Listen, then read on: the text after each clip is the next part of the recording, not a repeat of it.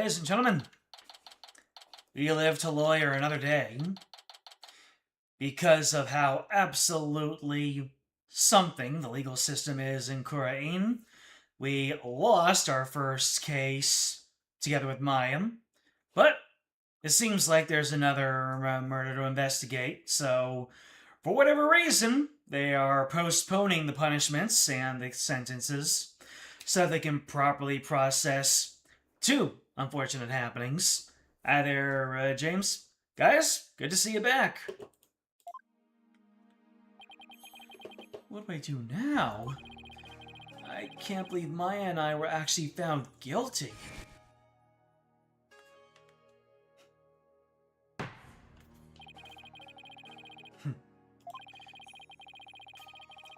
I guess in the nation of Khura'in, they don't believe in plot armor. The Defense Culpability Act, yep. That means that whatever sentence Maya gets... Man, they actually have to hit us with it twice.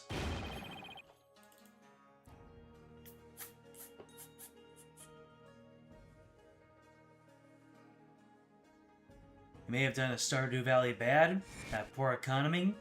You didn't side with Jojo Mart, did you? Mr. Wright! Albie, I saw the whole trial. What's going to happen to Miss Maya now?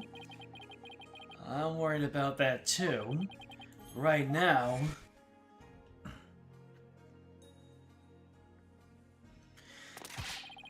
One more thing to report. This dagger. It bears the fingerprints of my Un-Fey on it.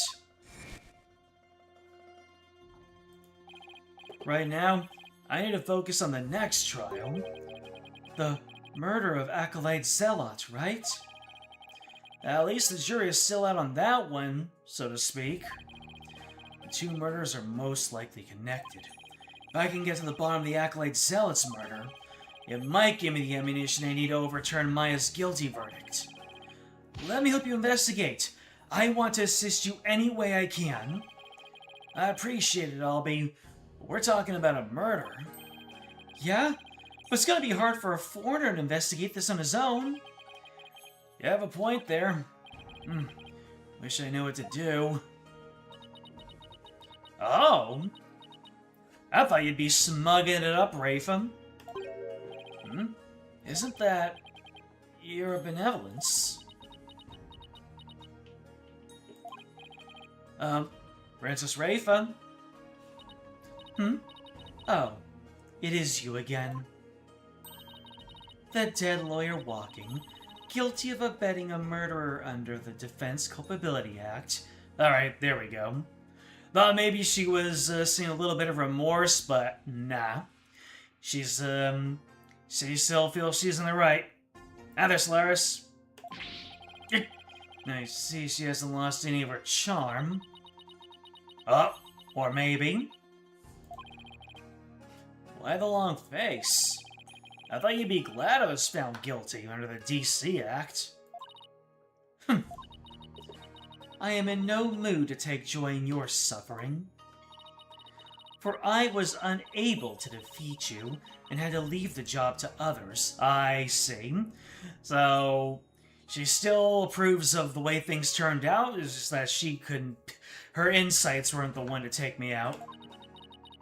I failed in my sacred duty as the royal priestess. I guess that answers my question.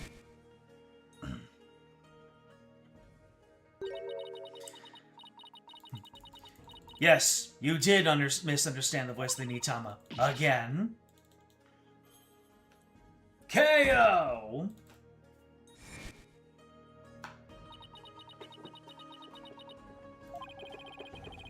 All I did was defend my client. I can't bear to see her looking so sad like this, though. Your benevolence. Your benevolence! Oh, barbed head. I thought you had already begun your journey to the Twilight Realm. I'm not dead yet. I still have an investigation to do, for tomorrow's trial. What is this? Do you mean to say you have not given up yet? That's right. I'm gonna prove Maya innocent tomorrow. But why? Why do you refuse to give up? I cannot fathom such obstinacy. Investigate all you want. I care not. You really don't mind? Aren't you worried that a lawyer backed into a corner by the DC Act might do something desperate like forge evidence? What is this? If left unsupervised, I'd be free to do whatever I wanted, you know.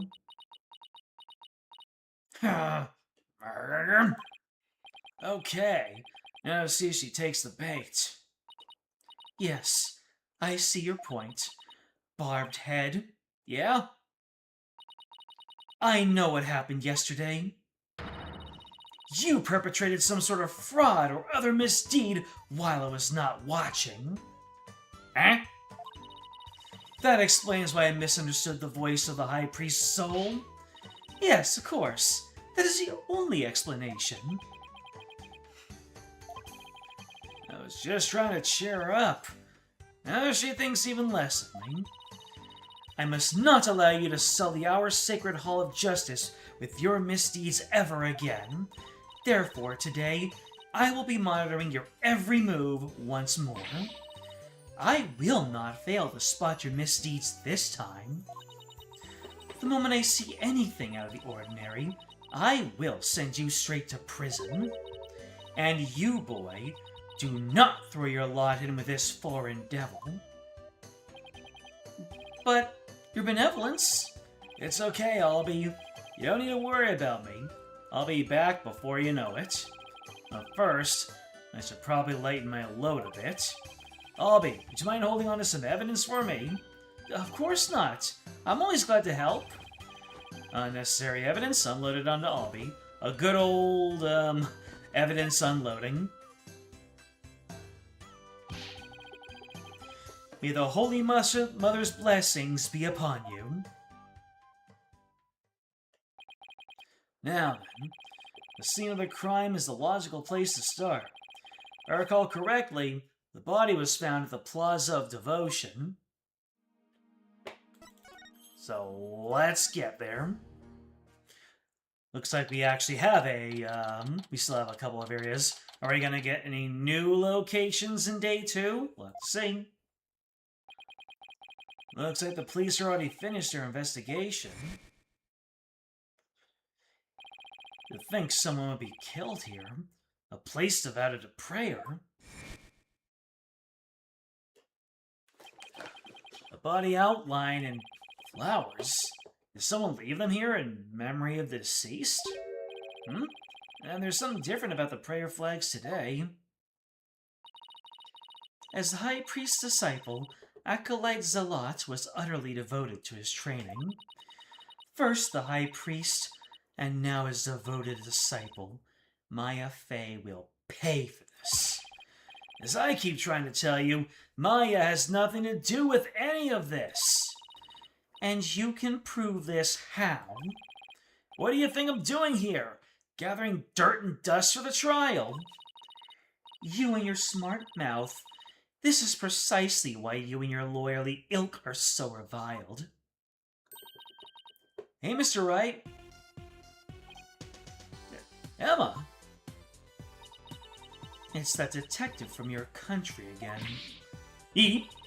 It's the princess. You seem displeased that I am here.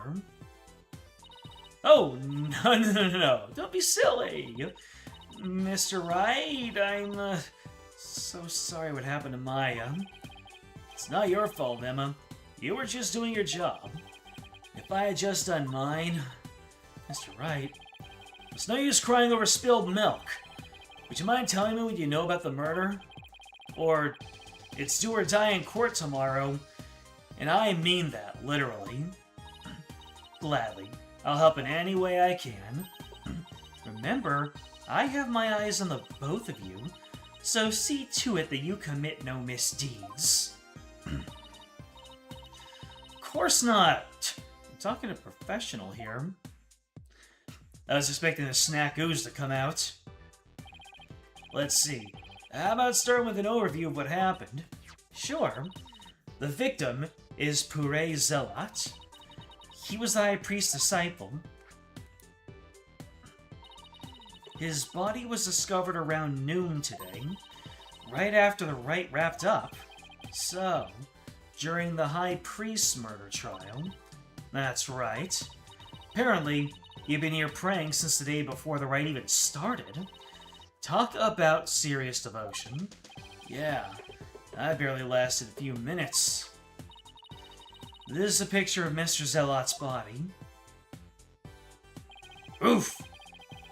That dagger in his upper back looks like it would have been particularly painful. Yeah. World's greatest detective. Is that a tattoo on the back of his neck? It's peach-shaped?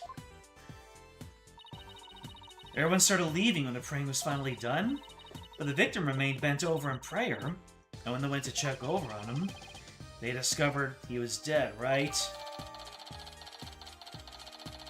Alright, guess we'll see what kind of use this photo will get.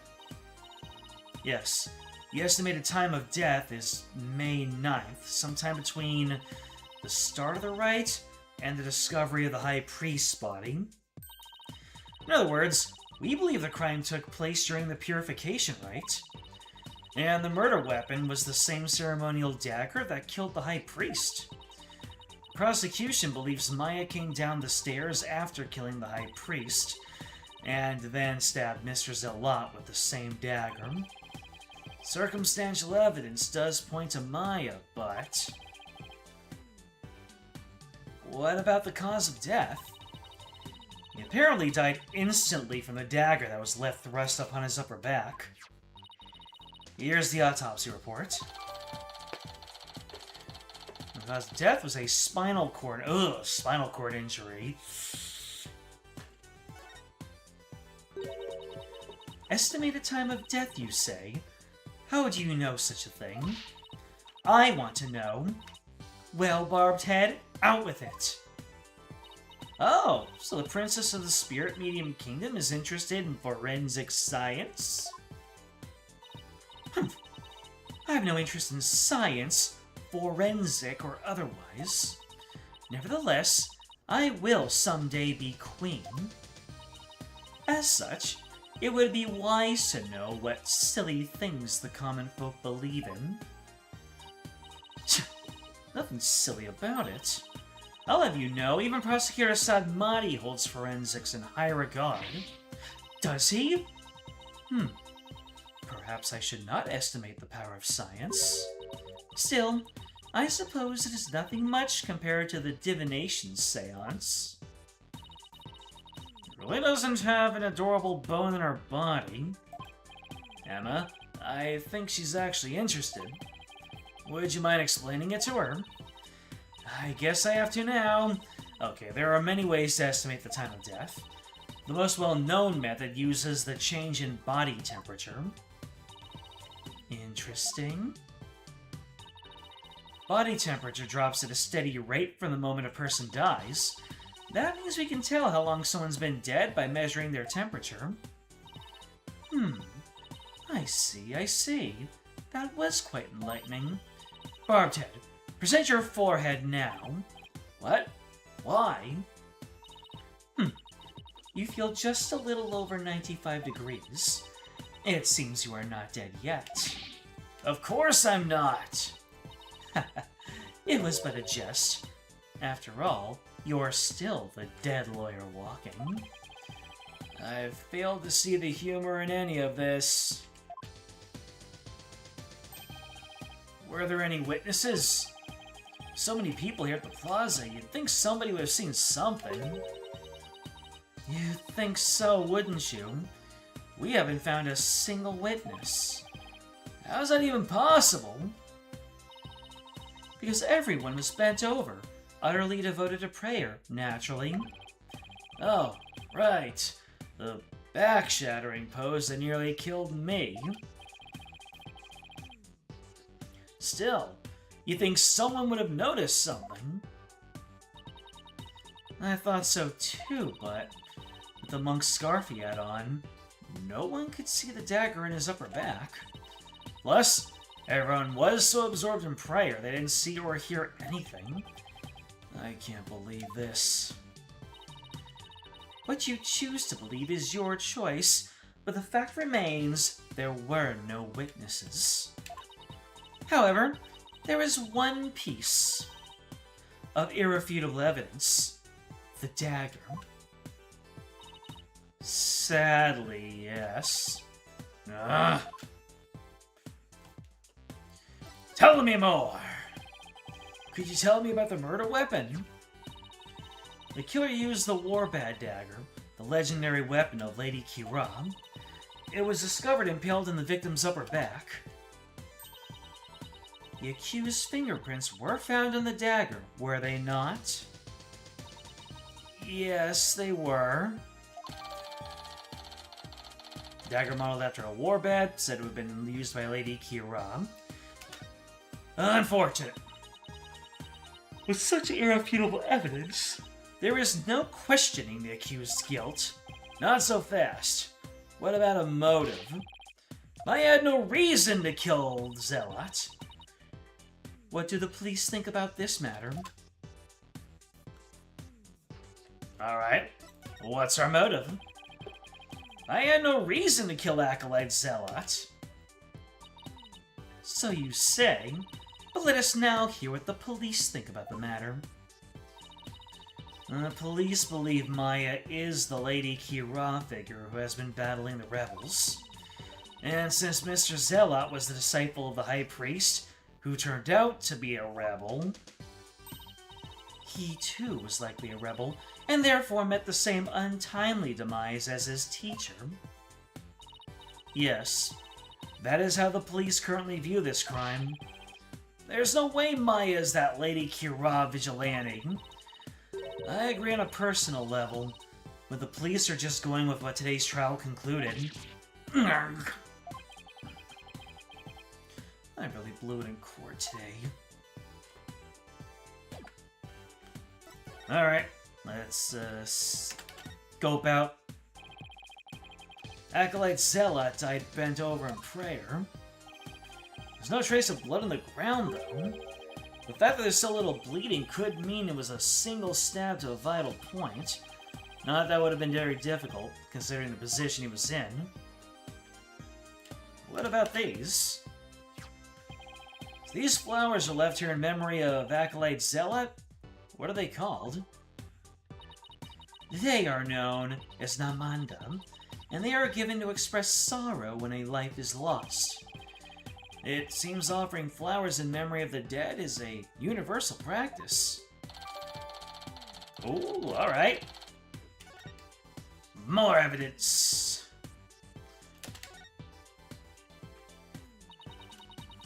To think I would witness a lawyer being allowed to pass through this sacred gate. Yeah, well, I wouldn't unless I had to. Those stairs were brutal to climb. What's this? Do you know how many monks would give their lives to pass through that gate? Be thankful for the great honor you've been afforded.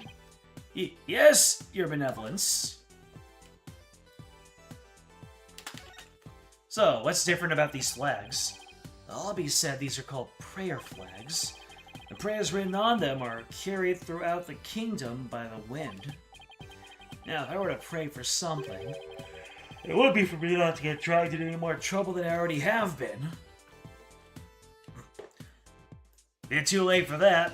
Maybe you should pray for success in today's trial, huh?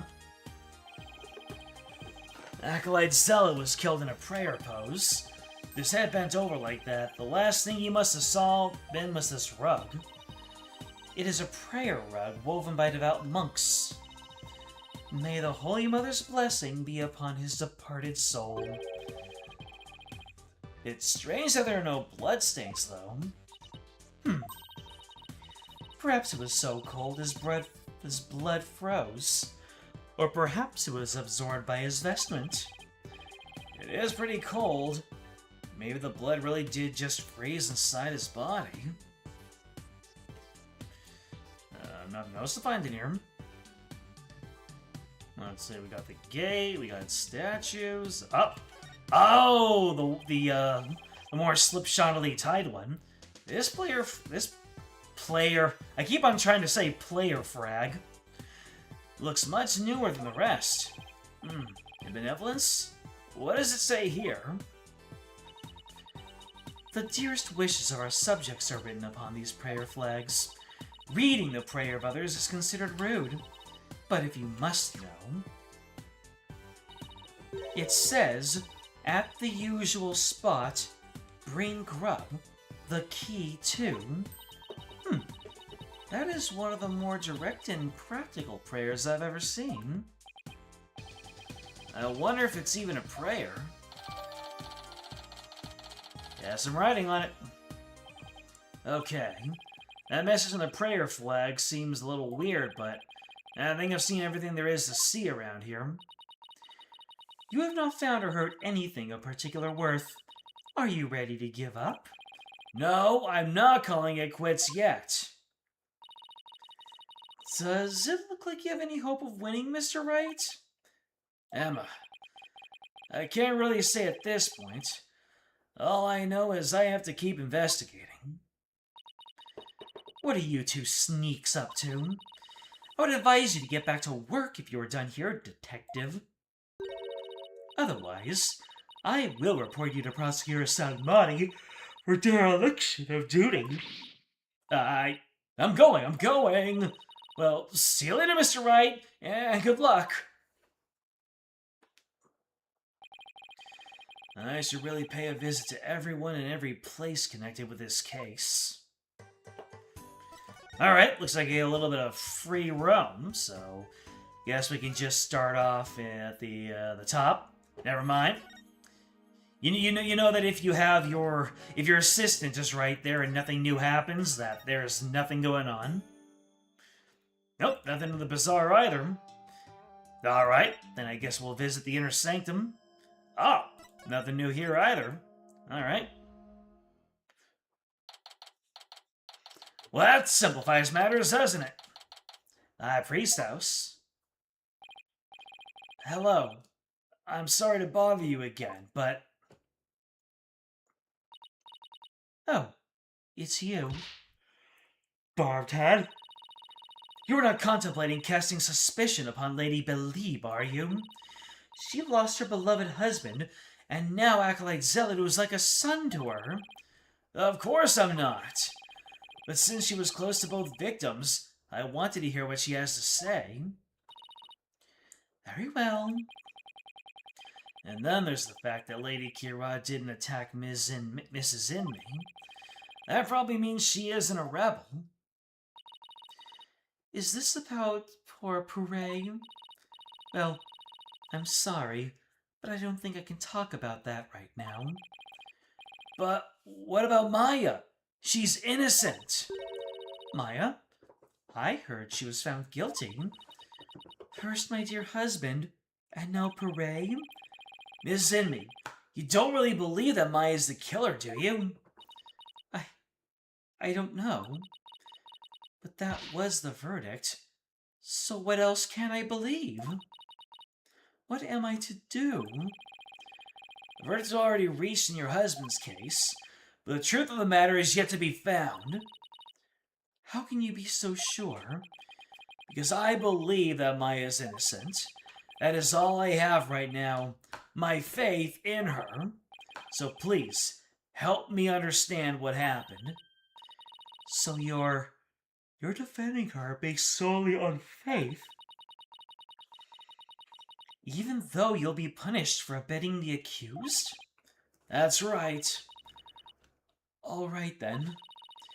Your faith has moved me. I will tell you what I can. Are you sure about this, Lady Belieb? My lovely wife is also a devout follower of Khura'inism. As such, she is not one to make light of another's faith. But if I find that you have lied about your faith in my Un-Fey's innocence... I shall curse your entire family and all your disciples for the next 8 generations. Hey, leave Athena and Apollo alone, buddy.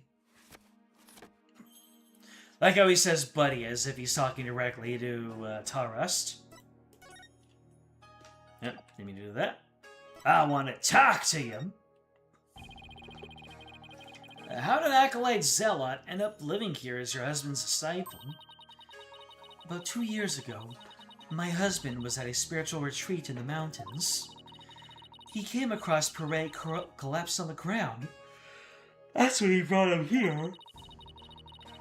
You were always one to help those in need, weren't you, dear?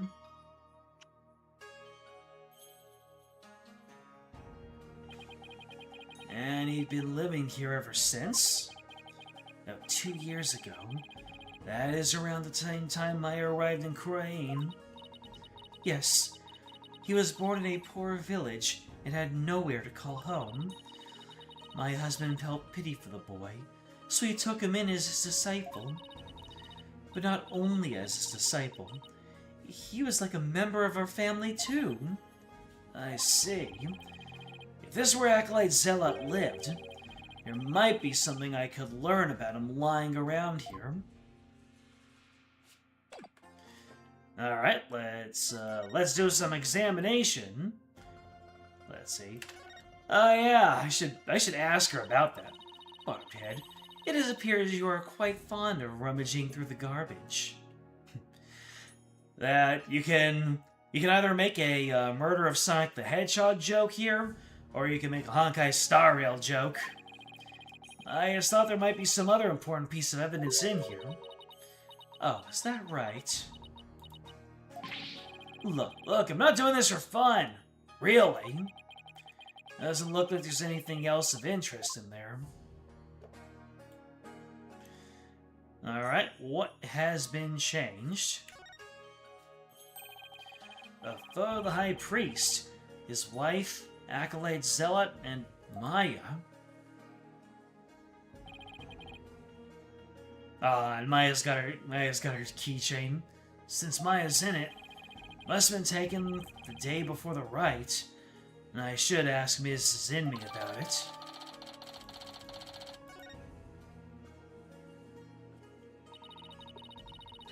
This will be their final family photo.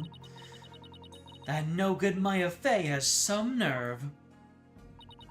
I mean, here she is posing with the 2 men whom she would soon kill.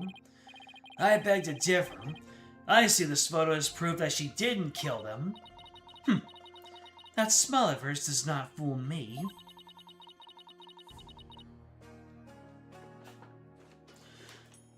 I sense a deep and abiding malice behind it. I'll prove my smile is the real deal. Alright, anything else for me to look at? Then there's this guy. Pictures of the Queen and her husband, the Justice Minister of Khura'in. Yes, my mother and my father. What do you think? Do they not possess an awe-inspiring air? Oh, terrifying is more the word I would use. Well? Yeah, they are very awe-inspiring. Alright, let's go ahead and present this photo and see what I can get out of it. Can I ask you about this photo? It was taken during the Feast of Blessings, the day before the rite was held. The Feast of Blessings? Would you mind telling me a little more about it? This photo was taken during the Feast of Blessings. The Feast of Blessings? Yes, it is forbidden to eat during the days of the rite, so the day before it's performed, we enjoy dishes full of ginghil. Oh, ginghil? Is that supposed to be like ginger, but not ginger? Is that a Papato situation? An herb known to strengthen the body and mind. You love ginger bait dishes I make, didn't you, dear? Ginger? I heard you can go 3 days without sleeping after eating some. Yes. Many foreigners don't care for it because of its strong smell. Our customs say that these dishes can only be eaten the day before the purification rite, and only between noon and 3 p.m. That's pretty specific. Is it because the smell is too strong? A very good guess indeed.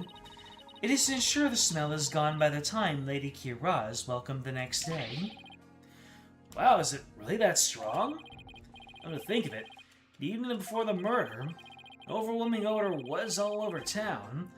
It was like a cross between garlic and mint.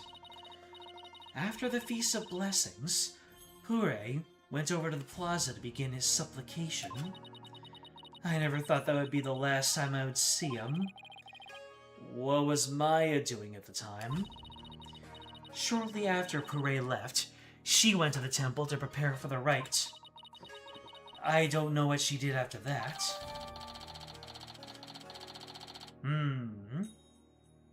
Alright.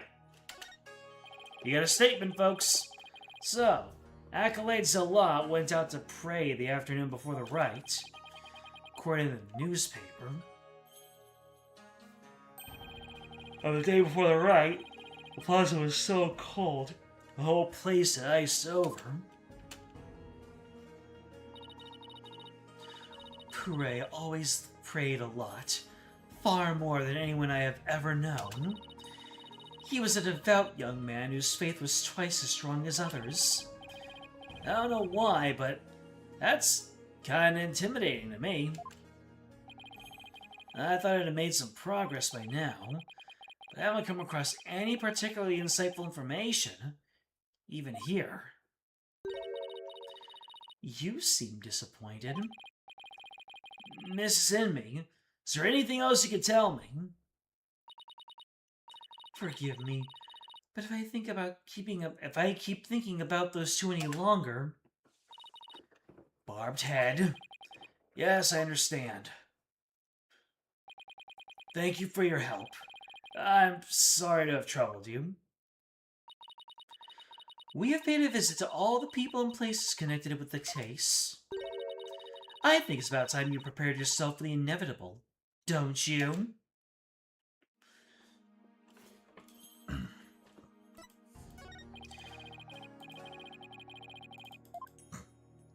Interesting. So they actually do include a message. Okay, what is this? What is he saying now? A family photo they took. Miss Inming said it was taken the day before the rite. I don't suppose any of them could have possibly imagined what was to come.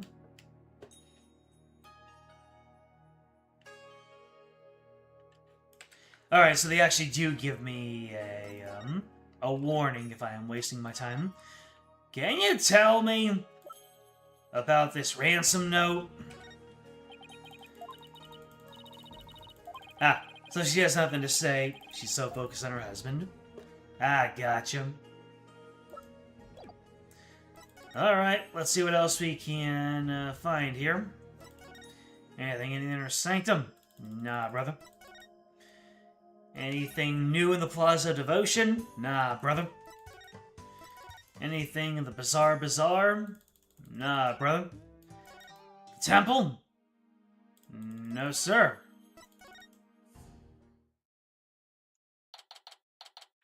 Alright. I figured that the detention center was next, but I had to check.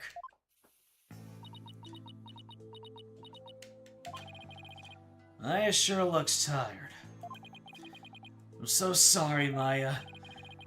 I failed to defend you during the trial earlier today. I'm sorry too, Nick. I never meant to get caught up in this whole mess. Even worse, I got you caught up in it too. You were convicted under that stupid law. Nick, you really should withdraw from this case. Maybe they'll even commute your sentence if you do. I could never abandon you like that. You may not believe me, but I'm going to pull off a win. somehow. It's not like I don't believe you, it's just... Don't worry. Maybe this extra day in court is a blessing from the Holy Mother. Let's use it to our advantage. We'll turn this trial inside out and upside down, you'll see. Okay.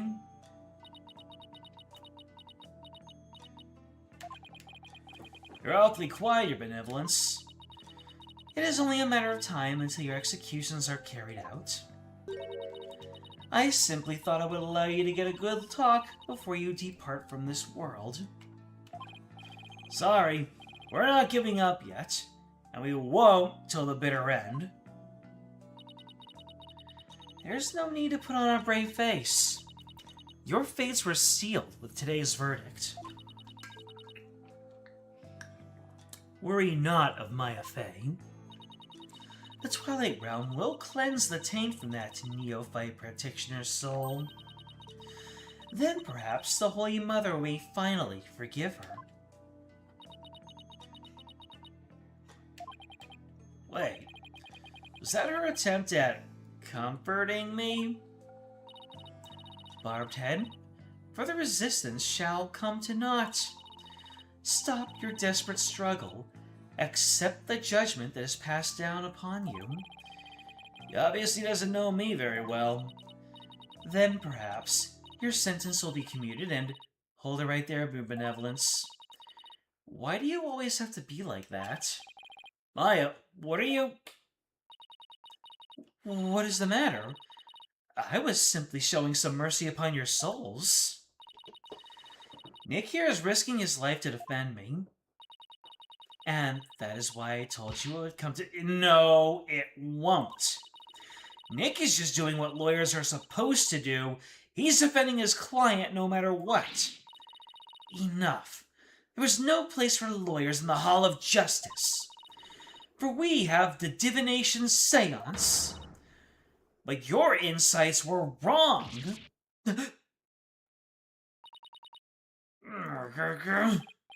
Oh boy. That's gonna hurt. Don't you get it? Errors are bound to happen if your insights are accepted without question. So I ask you, Royal Priestess, what is your true duty? Do the victim's souls or the Holy Mother herself wish you to judge people in error? Oh, you dare bring Her Holiness's name into this? You know nothing, you phony baloney! Please, you two. Enough already. Sorry, Nick. Got a little carried away. That's not really like me, huh? No. I should be thanking you, Maya. It's good to have you in my corner. How dare you mock me so? You will not get away with this. I was a fool to show you compassion, and I think I could convince you to accept your fate. So struggle you want in the Hall of Justice tomorrow. You will receive your just deserts, as the scorn of our kingdom is heaped upon you. I can see straight through that contorted smile on your face, you know. She may say these terrible things, but it's just the way she was raised, I guess.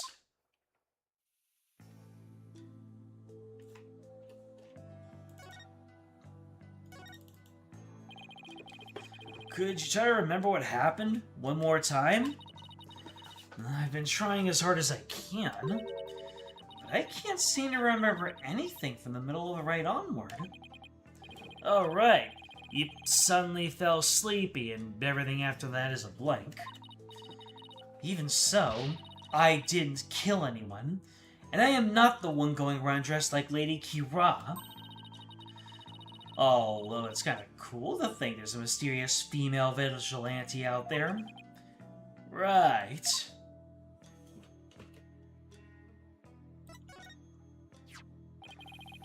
Were you close to Acolyte Zealot? We met several times during the meetings about the Wright. But I didn't know him very well. He seemed pretty quiet. Did you eat together the day before the rite? Yeah, we ate this one super stinky dish. It was actually really good. I wasn't sure I'd like it, but it was love at first bite. Like, you know the salty noodles at Eldune's Noodles? It's like if you added garlic and herbs to that, and then let it simmer for a really long time. Sounds more like a hot pot than a ramen to me at that point. Now I miss ramen too. So what was Acolyte Zella like while you were eating? You seem to be enjoying the food. But as soon as we were done, you left to go pray. And what did you do? Oh, I returned to the temple to prepare for the rite. That coincides with Miss In-me's description of events.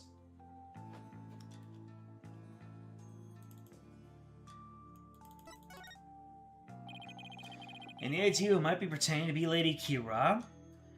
It was the victim, wasn't it? The rite started, it was just me and Abbot In-me. But the seance vision showed a third figure who looked like Lady Khura'in. I know. Lady Khura'in. Wish I could have seen her in the flesh. Yeah. Let's stay focused on the case, shall we? It must have been impossible for a third party to enter the inner sanctum. But what if she came from the sky? You know, like that bushy, bearded paratrooper. That mountain would have been no match for Lady Khura'in's wings.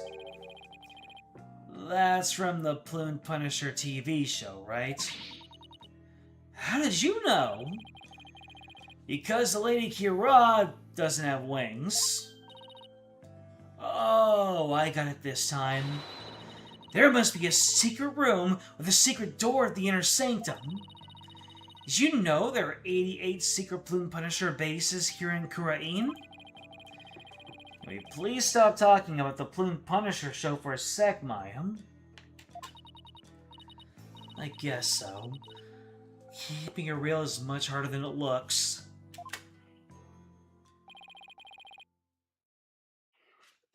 Well, I guess I should get going. Sorry I wasn't any help. Don't worry, I've got this. We'll beat the charges tomorrow and be on the first plane back home before you know it.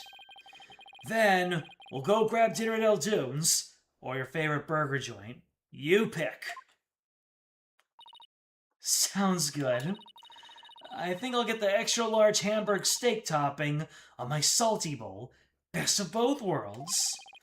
You can have whatever you like, but first I have to beat the charges. Dang. Like fine wine. I almost forgot. What is it? I have a favor to ask. Okay, but why are we whispering? I forgot I left something in the High Priest's house. It's super important. Would you mind getting it and holding on to it for me? Sure. What is this super important thing? In my bag, you'll find a folding book. It's only given to the priestess who performs the rite. It's called the Tome of Secrets. That does sound important. How could you leave something like that just lying around? That explains all the whispering. If Rafa found out, all heck would break loose. Look, it's got Lady Khura'in's real name written in it, so...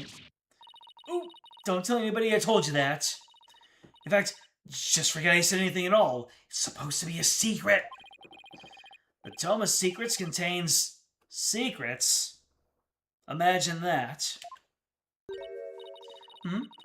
What are you two whispering about? Oh, nothing. It's just she forgot something, so I told her I'd go get it. You're up to something. I just know it. Thanks, Nick. I'm counting on you. Alright, so she left it at the High Priest's house.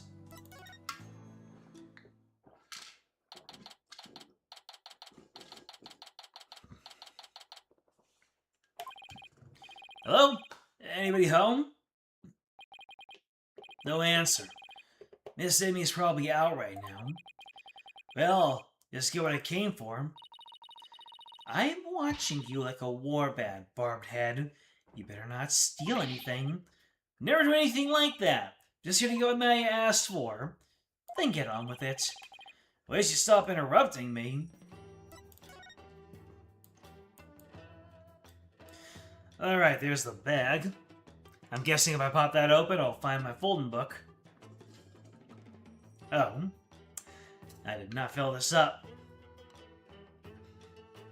I know it's really early in the stream for me to do this, especially we're only an hour in, but I need to handle my hydration. Did not manage it throughout the day. Usually I'm really good with going right before, but I will leave everyone in suspense on what exactly it is we're going to find inside the bag. So, everyone, take a hydration break. Take 5, close your eyes, unload if you need to. I'll be right back.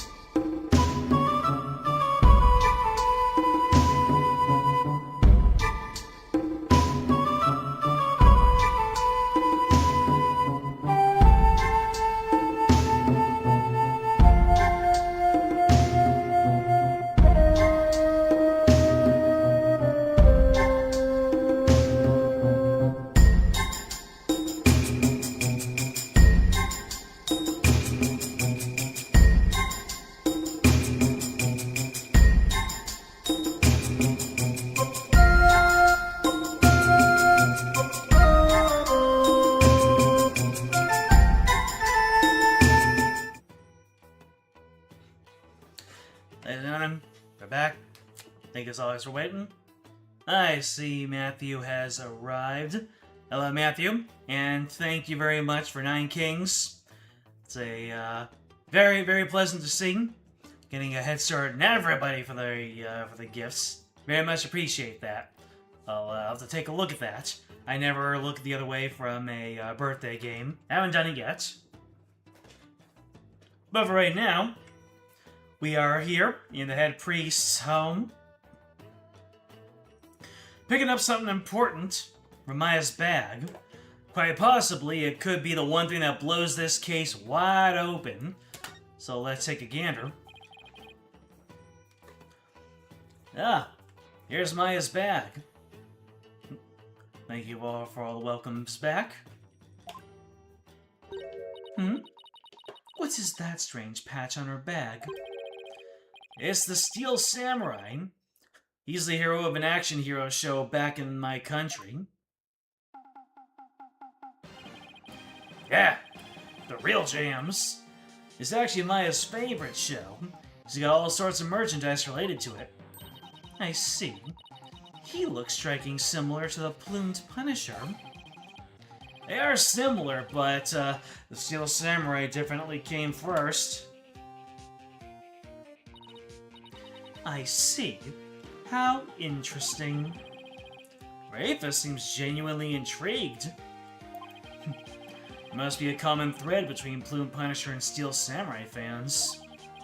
Come to think of it, didn't Maya mention something about training with a Plumed Punisher fan? But I digress. Better find what she asked me to look for and get going. Could Grafa have been that fan? Or maybe it was Zealot. Maybe Zealot was the fan. That's why she's holding the, yeah, that might be why she's holding the keychain now. She probably just acquired this. Oh, wait! It's the wife! It's Belib! Look at her wrist! Her wrist has it's the watch that she exchanged for the, for the charm. Let's see here. This must be that tome of secrets that Maya was talking about. The tome given only to the one who will play the role of Lady Khura'in in the Purification Rite. Oh, alright. Well, Barbed Head, are you finished now? Hold on a second. The string around it is coming undone. Whoops. It unfurled just like one of Sadmati's documents. Oh! Ah, you fool! Do not lay eyes upon it! Put it away, quickly, before we go blind! Relax. My hand just slipped. This is the Tome of Secrets. Are you trying to get us cursed? That has the same feel of all the Tenmataro talk from the previous game. Lady Khura'in is liable to swoop down and gouge her eyes out. Oh, right. This book is related to Lady Khura'in, isn't it? Your benevolence. Would you mind if I asked you some questions? Alright, we're moving on to talking to Rafa. Except now we're supposed to. Or at least it will actually put us forward. This is not something I would normally speak about to an outsider such as you. Well, can't you make an exception? If you insist. Nana. This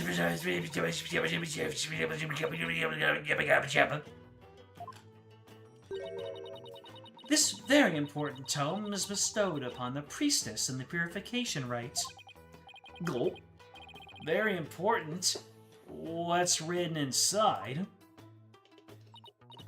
Yes, I see. Really? Is it alright to reveal that? Your benevolence? Patience, patience. The book contains Lady Khura'in's true name. Her true name? Is a name really that important of a secret? To Khura'inist priestess, A person's name is one of the most important things to know. What's so important about a name? Without a name, a priestess's voice will fail to reach a person's mitama. It is much like trying to send a letter without a recipient's address. A spirit can only be identified once you know that it ceased face and name. Oh, I get it. It's like when you see someone in a crowd you recognize but you don't know their name. Makes it impossible to get their attention. Indeed, you must know a spirit's face and true name before you can commune with it. It is the same for Khura'inism's most secret art, one that my mother alone may use. The Queen is a secret art? It is something a foreigner such as you could never hope to guess. In Khura'inism, spirit channeling is a secret art that can only be performed by the Queen. No one else is supposed to be able to do it.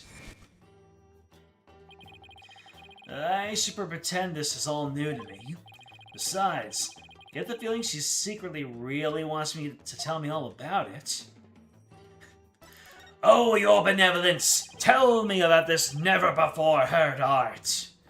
Could you tell me about the secret art the Queen spoke of? Come again? Oh, sorry, maybe we shouldn't talk about this. It is a secret after all, right? It is the secret art of spirit channeling, but I suppose those words are meaningless to you. I'm just surprised how willing you are to tell me about it. A third-rate lawyer, with a fourth-rate badge, could not channel spirits simply by learning of the technique. Third-rate is a bit harsh. I'd even settle for second.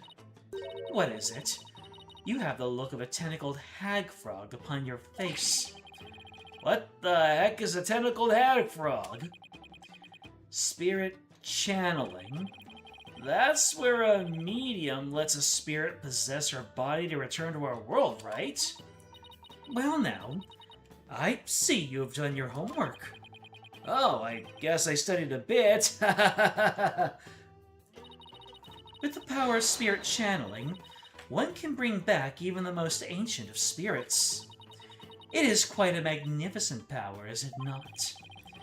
I've never seen her eyes light up like this before. Imagine they're pretty shocked when they come back from ancient times. Indeed. A spirit's memory is cut off at the moment of death. So even a spirit that is brought back after centuries doesn't sense any gap in time. Between the moment of its death and the moment it's channeled? Yes, and yet, it clearly recalls all the memories it had in life. Thus, even heroes and scholars of antiquity can be channeled and directly learned from. Our queens have also used this power to help the rulers of neighboring lands seek counsel. That is why we have never been invaded and how we have maintained our unique culture. So, spirit channeling is a really effective tool for international politics. It is indeed. And that is why only those with the power to channel spirits may rule our kingdom. But of late, there has been an endless influx of illegal immigrants from neighboring lands. The fools come seeking the same great power as my mother. Illegal immigrants? Yes, it is becoming quite a problem. Some have lost their way in life and look to Khura'inism for their salvation. Among them are also those of dubious nature, who have been driven from their own lands. Dubious nature? Driven from their own land? Huh. Yasmin Payne definitely fit that bill. They sure weren't treating him like an illegal alien. Can you channel spirits, your benevolence? I am but the royal priestess. There is still much that I must learn. As of now, the divination seance takes me to the very limit of my ability. So, her spiritual power doesn't measure up to Maya's. You were just mocking me in your mind, weren't you? Don't be ridiculous! It is written all over your face, you impudent nincompoop! The divination seance was once one of the important roles fulfilled by the Queen. That is what my mother taught me when I was little. So, the Queen can perform the dance of devotion? That'd be a sight to see. What did you mean by that, Phoenix? Someday, I will be a powerful priestess and queen, just like my mother. And the divination seance is a vital part of my training to prepare me for that day. Forgive my ignorance, your benevolence. You shall see. It will not be long before I, too, master the secret art of spirit channeling. I will be a magnificent queen who unites her people for the greater good of Khura'in. Now I see. Spirit channeling is something she really aspires to. Gonna ace that test and become the next master, after all. Can't let my clan and the other villagers down. Looks like she actually has something in common with Maya. Are you quite through now? There are more important things to do than stand here and talk about spirit channeling. That's true.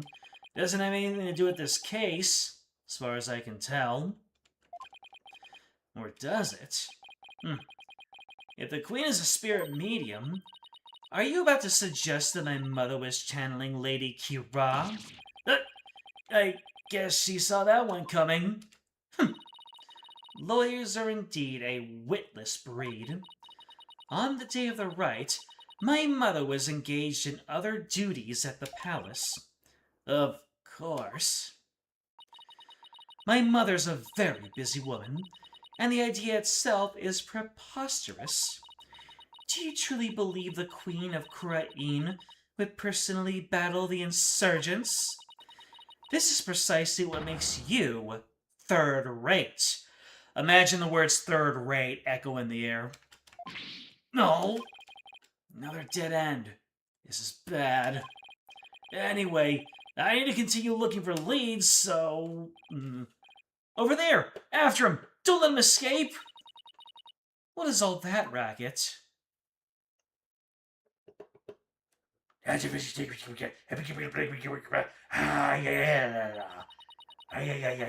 very much. What? That escaped prisoner has surfaced here in town? Escaped prisoner? You mean that guy with the bushy beard?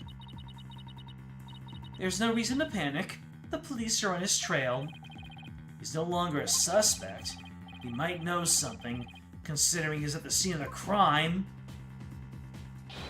Let's go take a look. Wait! You have to follow me. If you want to keep an eye on me, you have to follow. Keep up your benevolence. Ow, my aching back. I forgot how badly I'd injured it. Ow, ow, ow. I need to do some stretching and exercise more when I get back home. Ah, Mr. Wright.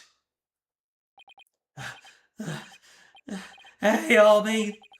That's a rebel. Have you seen... Ow. Are you alright, sir? 1 second. Have you seen this escaped prisoner around here? Oh, so that's why all those police came rushing over here. I heard them saying something about an escaped prisoner disappearing in this area. He disappeared in this area. He couldn't have taken to the air again, could he? Barbed head.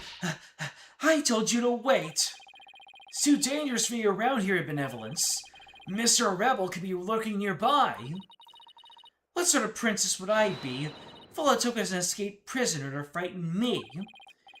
She is fearless, I'll give her that. I can't be responsible if something happens to you. As long as I'm here, though, might as well search the area myself. If I were an escaped prisoner, where would I hide? Alright, looks like I just have to search. if all I have to talk about with Albie is any ideas, and I guess I'm looking around, he hid in the rice. Look at all these vegetables. Let's see. There's a Japam, a Konuro, and Zabas. They're all freshly picked this morning. Never heard of any of them. Maybe I'll buy some to see what they taste like. You want some too, Albie? My treat. Really? Thank you, sir. I'll take some of this, and this, oh, and this too. Albie, that's quite a lot you've got there already. Don't you think? Oh, but this is barely enough for a side dish. I hope I brought enough money. Fine, he didn't jump into the rice. That manhole cover, it's open. Whoa, what is it, Shadow? Did he sniff out someone or something hiding in the manhole? I wonder. Could Shadow track Mr. Rebel if he had something with the Rebel scent on it? I don't know. I feel like I got something with Mr. Rebel's scent on it. Something he might have touched. Something he might have touched?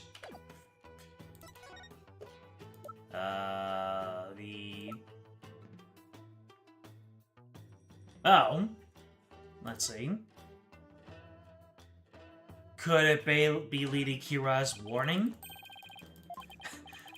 Okay, so he's going to tell me about the souvenir.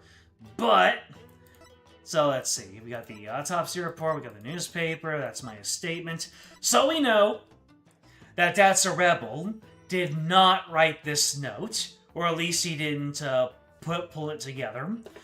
I had my suspicions, but that really takes him off the, that takes him off of everything.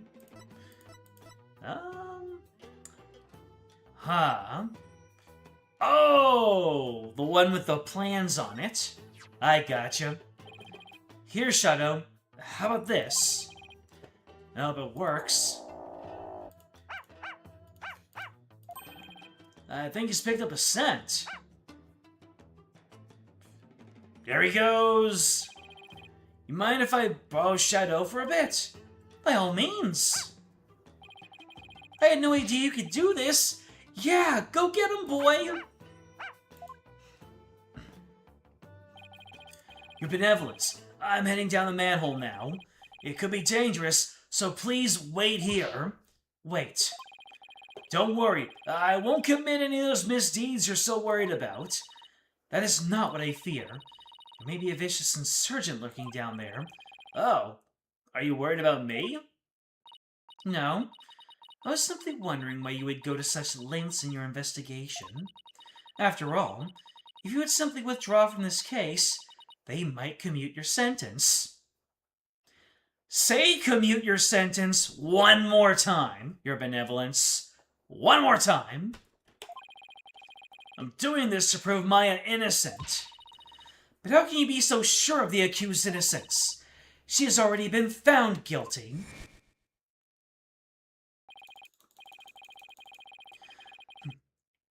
Maybe this extra day in court is a blessing from the Holy Mother.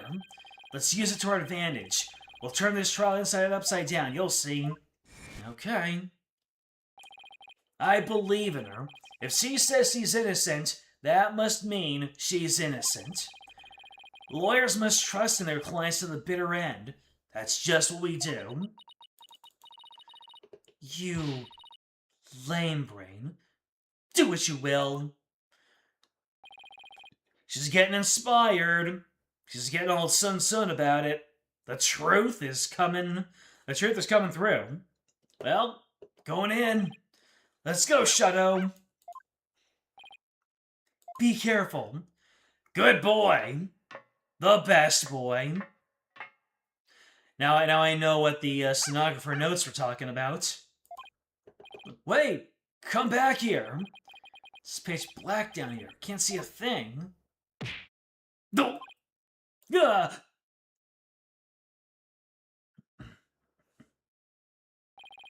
Oh. Ow, ow, ow, ow. Ooh, some kind of hideaway? What happened? I went down to the manhole and then I see the flowers. The whatchamacallits? The Namandas. That's the Namanda flower. Let's see. They don't like the queen over here. That's what I see to the very left. Oh, it's the lizards that That's a Rebel was snacking on. And, oh, that must be Maya's Foldy book. They probably took it off me. We've got a butterfly in here. That's a spider. Dang. Anyone got a flamethrower? And some kind of robe. Oh, you finally came to. I remember that face anywhere. Mm-hmm.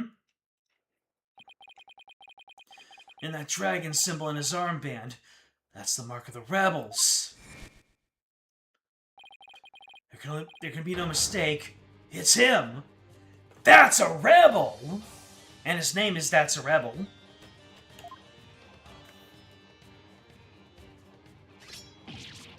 Yikes! Of course he would. Sorry it got a little rough with you back there. Thought you were the cops. Why are you making that face? Hey, want an apple? That was gonna kill me. I'll pass on the apple, but thanks. I don't mind a good apple, but not right now. What is this place? It's the office of my brother-in-arms, Dirk. He looks surprisingly wholesome for being a rebel. Right now, using it as a rebel safe house. Wait, back up a sec. What kind of office is this exactly? A law office? What else? A law office? Was Dirk an attorney? Really? Dirk used to be a lawyer? Yep, just like you. Khura'in's public enemy #1 is an ex-lawyer? Didn't see that coming. They alluded to that so many times in the first trial. I don't suppose I'll be coming around here anymore. You won't? You plan to flee or something? It's just, when I get out of the rebel business. Tired of being hunted by cops and all that. So I came by to pick up the last of my stuff. Really? And sell Dirk's info to the Minister of Justice, then slip out of Khura'in! Yeah! Ratting out. Wait a second. He looks so fierce, but I guess that personality that he had when he was when he was Mr. Immus, I guess that wasn't for show. That's just really who he was. You're a key person interested in this case. Can't go running off like that. Relax, would you? I'll tell you whatever you need to know. Oh, sorry about punching your lights out back there. My bad. So, Mr. Lawyer Man, what'd you want to know? Tell me about the murders of the High Priest Harmless and his acolyte, Pere Zealot. Sure, I'll tell you whatever I can. Don't know if it'll be much help, though. I mean, I'm not a rebel anymore, so... Wonder how true that really is. Tell me everything you know about the High Priest's murder. Well, as you know, I don't remember much about that. I banged my head on a rock as soon as I parachuted into the inner sanctum. So when I told you I had nothing to do with this murder, I meant it. Okay, then. Where were you when you came to after banging your head? By the time I came to, it was already dawn. I must have been out cold the whole time. So you didn't see the crime happen at all? You got that right! Ha ha! And why did you say you did when you testified? Oh, about that, since I didn't remember a thing. I was afraid it seemed suspicious, so I came up with that whole story. Does he even realize how much trouble his big fat lie has caused me? Sorry for the trouble. It was definitely my bad. I'm gonna point at you anyway, because the look in your face. You don't seem very sorry to me. The bottom line is you were at the scene of the crime, but weren't involved in it. Got it. So, Dirk used to be a lawyer? Yep. He was a force to be reckoned with back when he was still practicing. He was a juggernaut of the law, and as mighty as a dragon. He could strike terror in a prosecutor's heart just by glaring at him. People called it his dragon's glare. He even got criminals to confess and pass out with a well-pierced glare.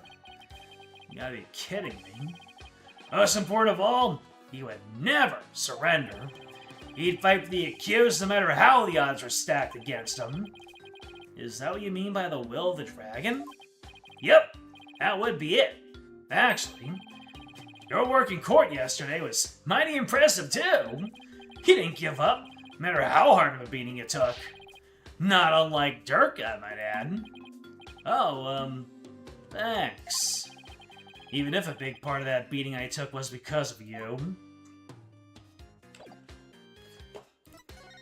Anyways, tell me about this. Here's I found you. Oh, really? A parting gift for you leading the rebels? No, you can't keep it. Just asking what I can for now. Do you know anything about anything, or...? Nah. Okay. I guess I'll just take a look around then.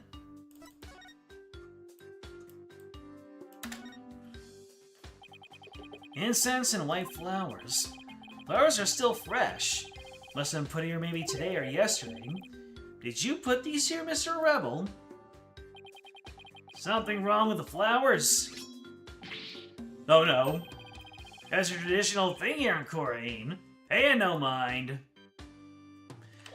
Alright, I won't pay it that much mind, but... Can you tell me about this flower I found on site? Never mind. Looks like that... You're not gonna tell me about anything. What's this book, then? Is this a law book? The dragon marks branded on the cover. That's Dirk's law book. Really? Leader of the rebels? That Dirk? That's right. And that mark of the dragon is the emblem of the rebellion. Huh. The pages in this one section are really dirty. Must be the section on the Defense Culpability Act. Oh, I got something new. Must have done a ton of research on the Defense Culpability Act. You practically wore out the entire section. What's down here? There's a ladder leading underground. Must have brought me in through there. There's no reason for me to leave yet. Nice to see what else Mr. Rebel has to say. Alright, you got anything to tell me about this right here? Never mind. In the name of our eminence, those who would support criminals to be deemed just as guilty. Okay, just talking about the Defense Culpability Act. Guess we will be looking around at more stuff here. Alright, might as well talk about how much you dislike the Queen. There's a knife driven in deep into a photo of the Queen. Guess the rebels really hate her. I better remember to stay on their good side. Sheesh! This looks like a photo of Dirk and his compatriots. Here's one that looks really old.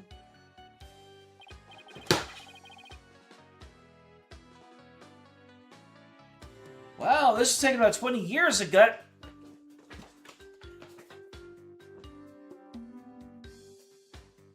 That's Apollo. And is that Sadmati?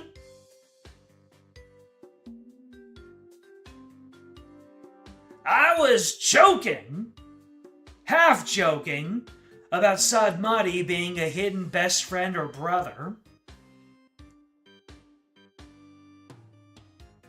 There's no way that's not Apollo.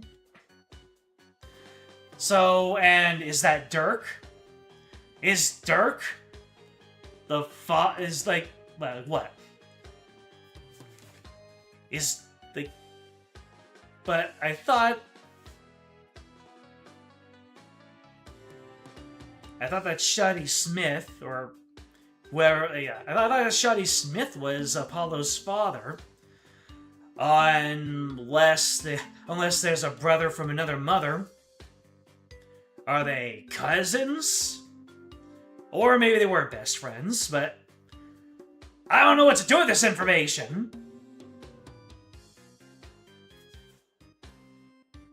Because that's definitely not That's a Rebel. If it's not That's a Rebel, we don't know of any other rebels. So I'm guessing that's Dirk. And Dirk's son is Sadmati, which is why That's a Rebel recognized Sadmati. But what is the relationship between Apollo and Sadmati? Did La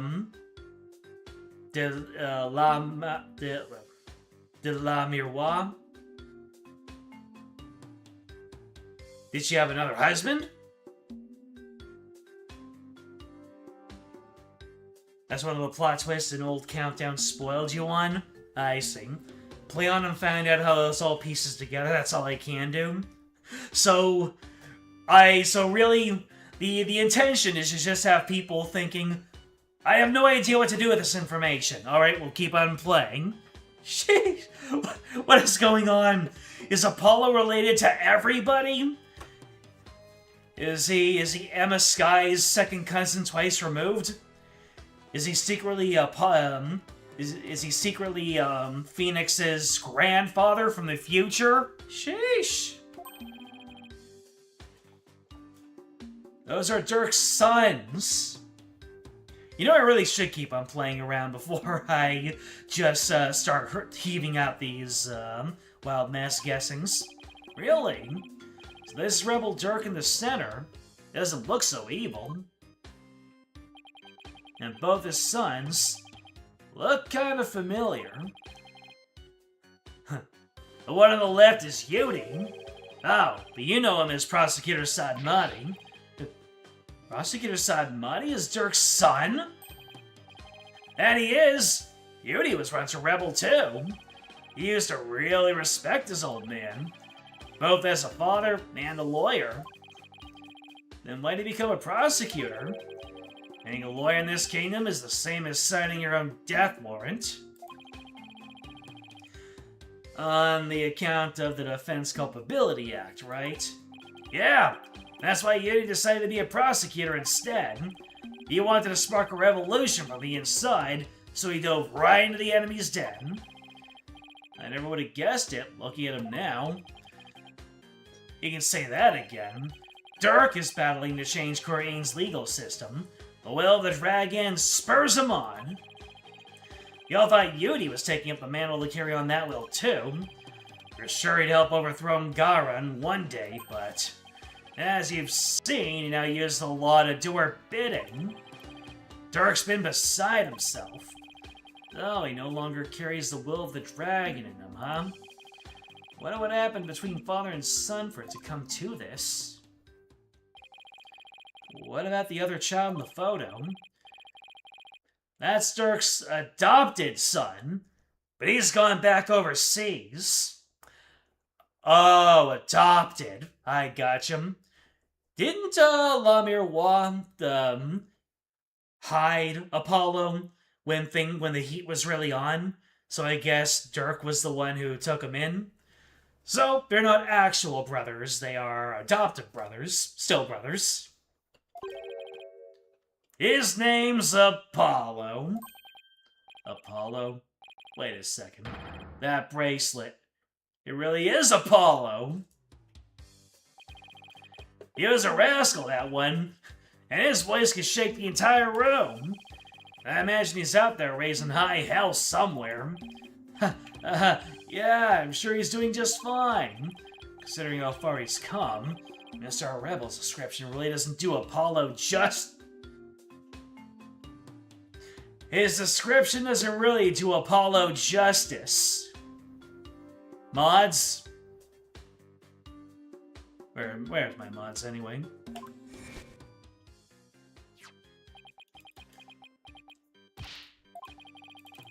Watching you grow over these past 2 years, that's why I know you're ready. Yep. Apollo became a fine young man. He's a responsible young man now. Never lost that loud voice, though.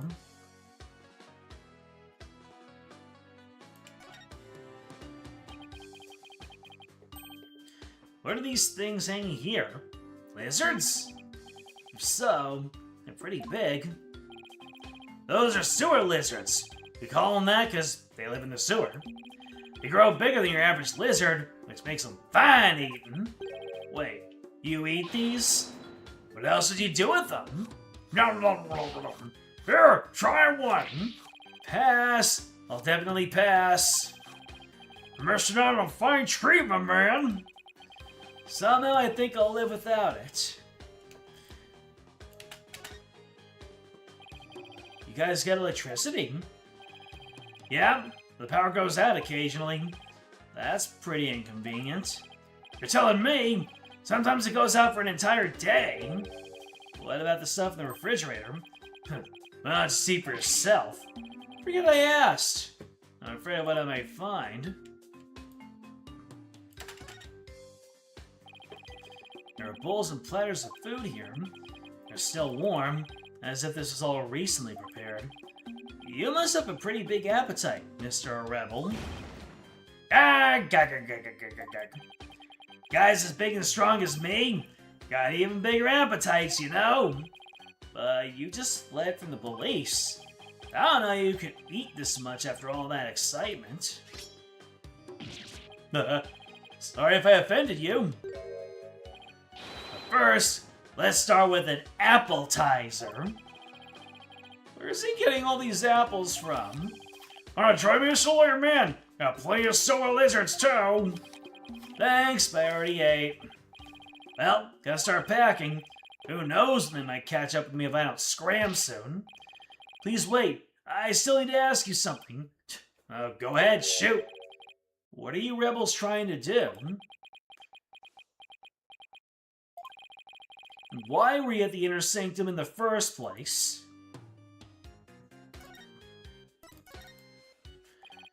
Why were you at the Inner Sanctum on the day of the murder? Or more precisely, what were you trying to do there? I was trying to escape from prison, that's all. But that high priest was a fool for getting taken in by Dirk. Should have tried hightailing it out the Khura'in like I'm doing. Oh, Cyclops. That's a couple of them, too. Ah, Cyclops. Mr. Rebel's hiding something, but I won't know exactly what until I get into the locks. What exactly are you trying to hide, Mr. Rebel? Huh? I'm not hiding anything. No way, no how. I'll just have to use my Magatama on him, then.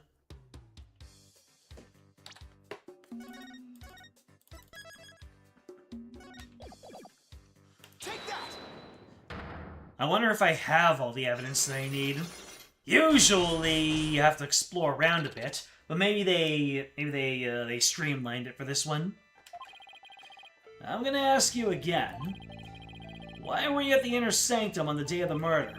More precisely, what were you trying to do there? You can keep asking, but the answer's still the same. I was trying to escape from prison, that's all. That high priest is a fool.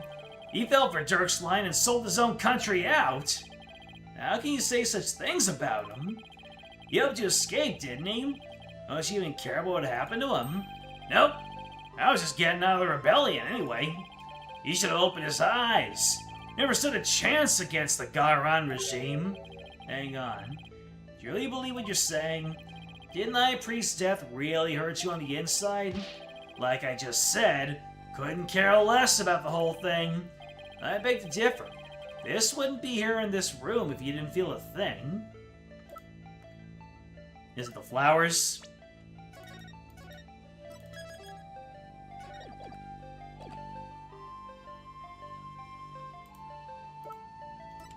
Take that!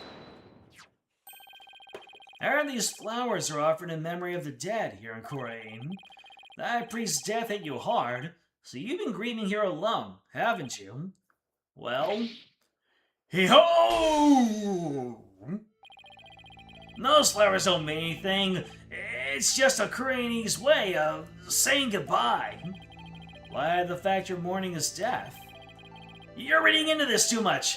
I told you, I'm done with the rebellion. You haven't even heard from Dirk or the rest of them in a few days. And tomorrow, I'm planning to kiss this kingdom goodbye. No? I know you've been in contact with the other rebels lately. Now exactly you plan on proving that. This piece of evidence ties you to the other rebels. It had your scent on it, after all. I found this prayer flag at the Plaza of Devotion. You wrote a message on it and left it behind for your fellow rebels, didn't you? Nope! They brought this food for you at your request. Hoo-ha-ha-ha! So you're lying about leaving the rebels. You're still involved with Dirk and the rest of them, aren't you? Nyarg! Ready to tell me the truth now? Oh, you're good, Mr. Lawyer Man. I admit it. I requested the grub. I was just taking advantage of them, that's all. What do you mean? With my face plastered all over the place, I couldn't stay out in the open anymore. Well, I just took advantage of my former comrades for some grub and a place to hide. I was gonna kiss this kingdom goodbye tomorrow. I'm not buying it. You're obviously lying. I can tell just by looking at you. The white-hot flames of revolution definitely still burn on inside of you. What? That's ridiculous. Those flames burned out a long time ago. This proves that the flames of revolution still burn on inside you. Oh. The flames of revolution still burn on inside you, huh? What does that even mean?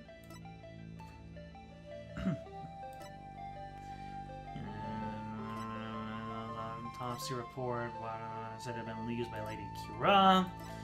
So I already presented the flower. New flag. I already presented this one. Let me see. That's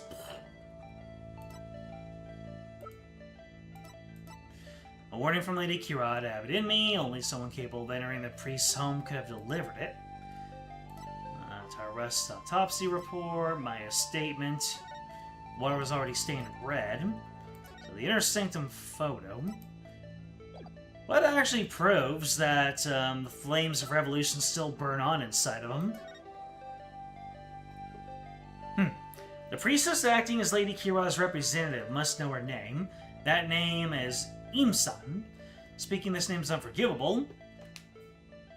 Lock this knowledge deep in your heart and devote yourself to prayer. Alright. The flames in the rebellion still burn inside of you. Oh, the law book? Dirk's law book?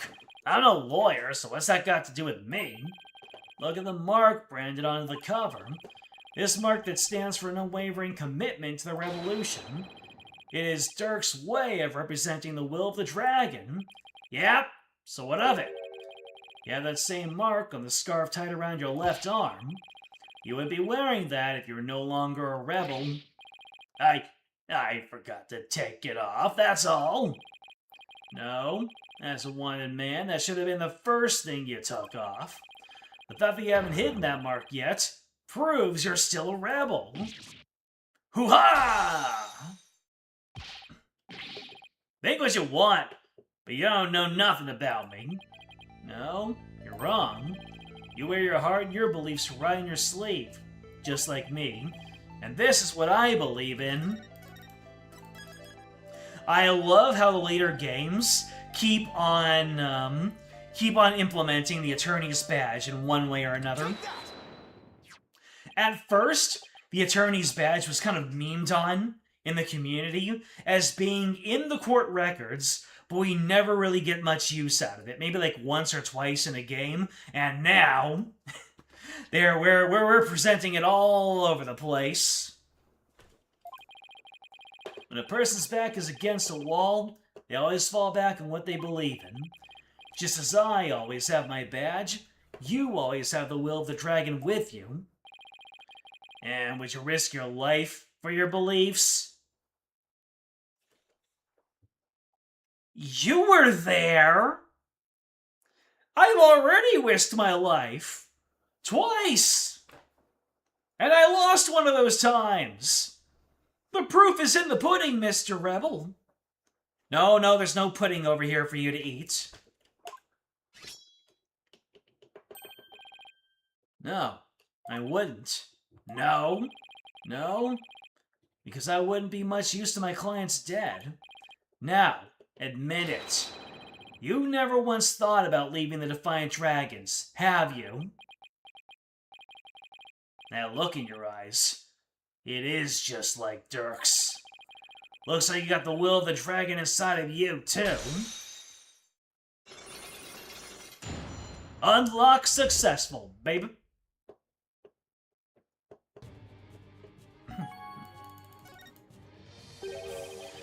I planned to take you out if you turned out to be on the side of the royals.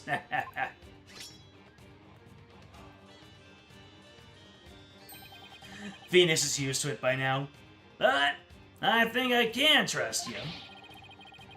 I can't believe I was that close to getting shanked there. Like you said, I have no intention of leaving Dirk's group. In other words, you were testing me. You're a foreigner, and a lawyer has been charged with abetting a criminal to boot.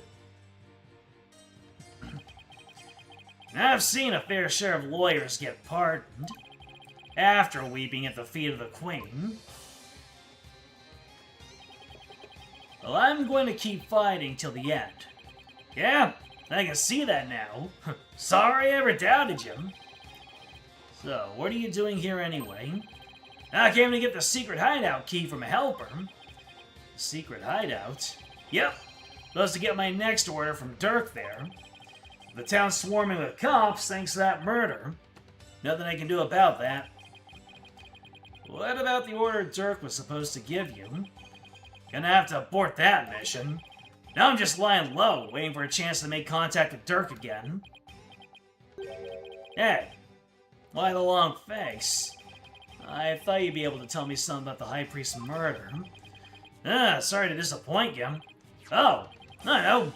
Let me make it up to you with this. What is it? This orb is actually a key. It opens the door to one of our secret hideouts. Can't say any more than that. Anyway, hope it helps. This orb is a key? Yep, plus the hideout's in a totally unexpected location. Being that it's super secret, you couldn't have just any ordinary key. I see. Golden orb seems to be the key to the rebel hideout. Maybe this will help me unravel the truth behind this case. Thanks. Don't mention it. Besides, you're a fellow brother-in-arms, fighting the powers that be. If it'll help you, feel free to pick my brain a bit more. Everyone's been talking about the return of Lady Khura'in lately. Well, my friend Maya is suspected of being the rebel hunter disguised as Lady Khura'in. You wouldn't happen to know who it really is, though, would you? It's me. Whoever she is, she bushwhacked me and hauled me off to jail.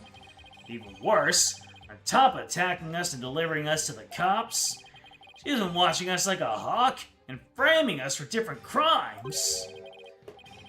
Watching you like a hawk? Framing you for crimes? Why would anyone go to all that trouble? Our kingdom likes to pretend that its people are free to think what they want. Because of that, the authorities can't arrest you just for sympathizing with the rebellion. So they resort to framing people for things they didn't do. Then that Lady Khura'in figure is, yep, she's just some lick spittle working for the Khura'in regime. Wow.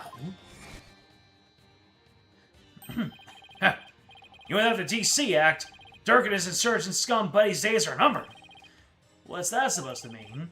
Let's just say I got a little trick up my sleeve, so I'd watch it if I were you. Cause you got a defiant attitude, like one of them dragon dupes. So, I was talking about Lady Khura'in then. Advanced combat skills, detailed surveillance, and clever setups. She's no amateur, if you ask me. So, you're saying the monarchy is using Lady Khura'in to secretly take out the rebels? Exactly! The Khura'in regime is using her to control the people, even down to what we think. Why don't the people protest if the monarchy is doing things like that? Unfortunately, we don't have any conclusive evidence. Without that, we can't prove anything. I know the feeling. If I bring this up in court, they probably dismiss it out of hand. I'll have to unmask Lady Khura'in if I want to get anywhere. Our goal? To get rid of that evil no-good Defense Culpability Act. I can tell by looking at Dirk's law book.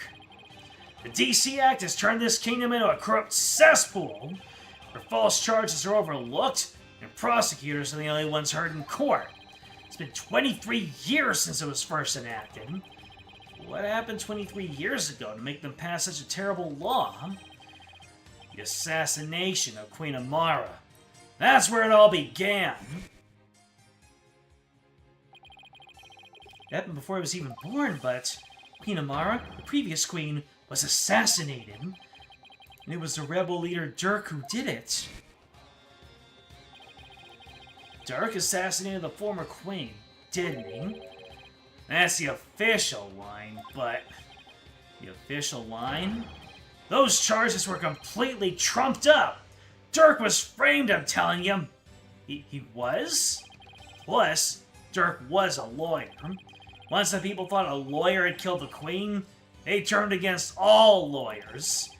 That's how the DC Act was first passed. So, that's why there aren't any lawyers left in Khura'in. Even worse, it changed the significance of the divination seance. The significance of the divination seance? They were holding seances in court even before the DC Act. You bet they were. Lawyers and prosecutors used to hotly contest the insights that came out of seances. You mean like what I've been doing? Right! Like Dirk used to say, the royal priestess's insights are just another piece of evidence. Right. I see what you mean about the significance of the divination seance changing. Yup. The insights became the only truth, and arguing against them was banned. As royal priestess, it is my duty to reveal the truth through the divination seance. This time, I will prove that the insights I glean thereof are the very truth itself. Prepare yourself, for this shall be your last trial, and your last rites. Tomorrow shall end with you under the headsman's axe. From what I've seen, Rafa would agree with that.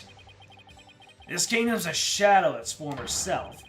It has become a dictatorship where the royals use the fear of trumped-up charges to rule. And that's what Dirk's been rebelling against. Yep, all he wants is to live in a kingdom with fair and impartial legal system. There's only one way to make that come true. Overthrow the current regime. So, that's the truth behind the rebels. Well, PW, my friend. Now time for me to get going. After all, I am the fangs that divide dragons.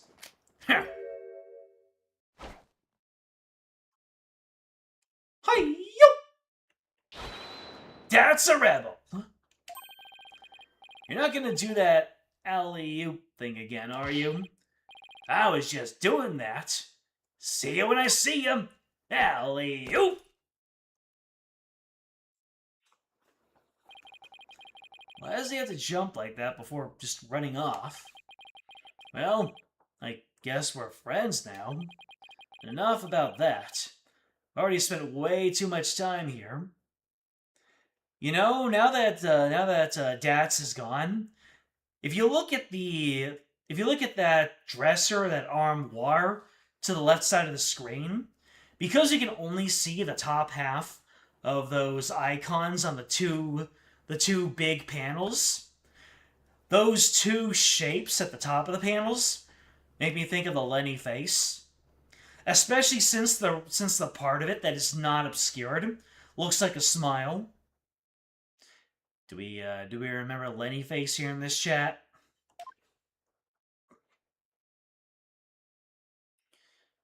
Anyways, guess I'll just go right back out through the tunnels.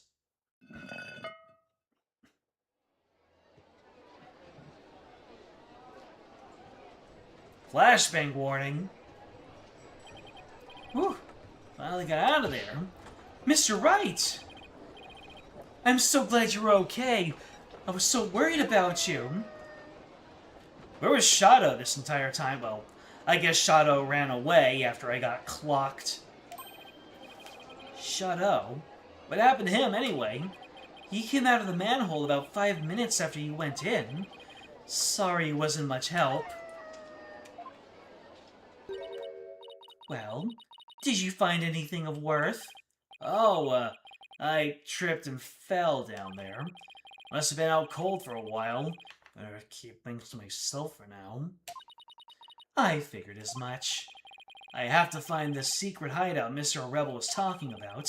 Should probably start with places that have something to do with the High Priest. Places that have something to do with the High Priest, huh? Nothing more to do with the High Priest than, his own house. Oh, I've already searched around here. Alright, then I guess that's nothing. Okay. Now about the Inner Sanctum. Anything new to find at the Inner Sanctum? Barbed Head. You already searched here, did you not? Oh, I just thought I'd look around again. You know, in case I missed something. Probably shouldn't tell her I'm looking for the secret rebel hideout. We have a saying back home, leave no stone unturned. Oh, yes. You cannot stump me. I know that one. Actually, I don't have a clue it's written all over your face. Any ideas? Would she even be helpful? Barbed Head, I detect a foul odor emanating from you. Well, I did walk through the sewer, so stay back. Keep your stink to yourself. I'd be glad to leave you alone if you like. Who said you could walk away from me, you muttonhead? Fine, I'll stick to you like glue. No, that is too close. I just can't win with her. So, no, she's not going to be helpful. Alright, let's examine.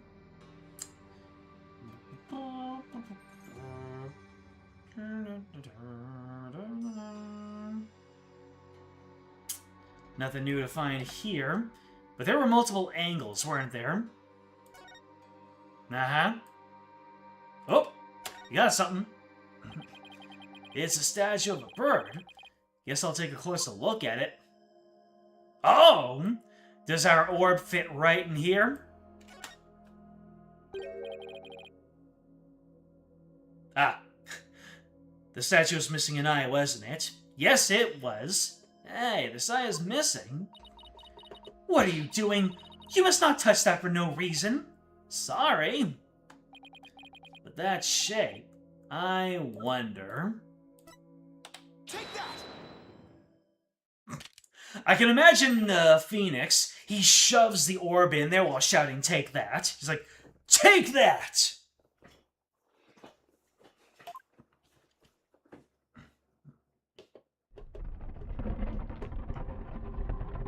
Hey, yo! What? You must be at a loss for words. That doesn't happen too often.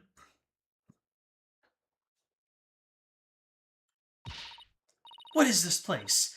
Explain yourself at once, Barbed Head! I don't think she's ready for the full story. I don't really know much myself, but seems to be a secret rebel hideout. If I'm shocked there's a secret door here, I imagine that goes double for Rafa. A rebel hideout in the Inner Sanctum? Somebody will pay for this! Well, for now, I think I'll have a look around. Wait, You must not enter before the police. Don't worry, I won't disturb anything. Or at least I'll try not to. Besides, you watching over me, I should be fine, right? And, you see... Fine. Just please stop pleading your case. I can only stand so much lawyerly drivel. But I will be presenting all information gleaned from your efforts here to the police. Of course. Now, shall we? I will go no further. Alright. You're not supposed to come in contact with the taint of Lady Khura'in's battles. Very good, Barbed Head. I commend you for remembering. Oh, well, thank you. Wait, why am I thanking her? I may not be able to enter, but I will allow no misdeeds on your part. I'll be watching you like a warbad from the entrance here. I told you I'm not going to do anything. Better hurry before she changes her mind. That's a rebel hideout.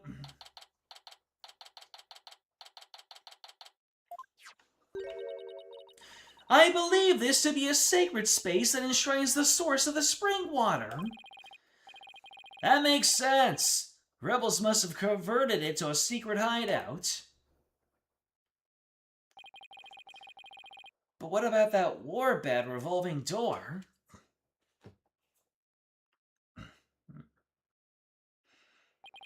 I wonder if that too was originally intended to hide and protect this sacred space. To think those filthy rebels were scheming their schemes in this most sacred place!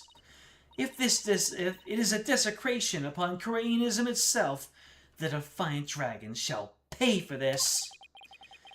I suppose it's only natural that she'd be upset, but the investigation must go on. I think I'll start by taking a picture of the place.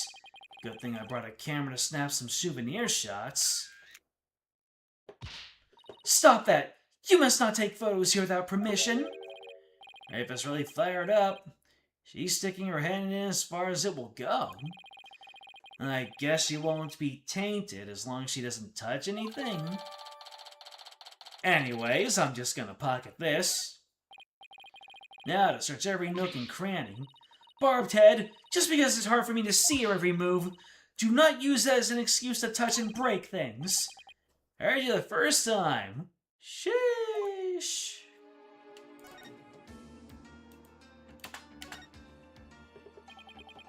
Large stone slab, shaped like a magatama.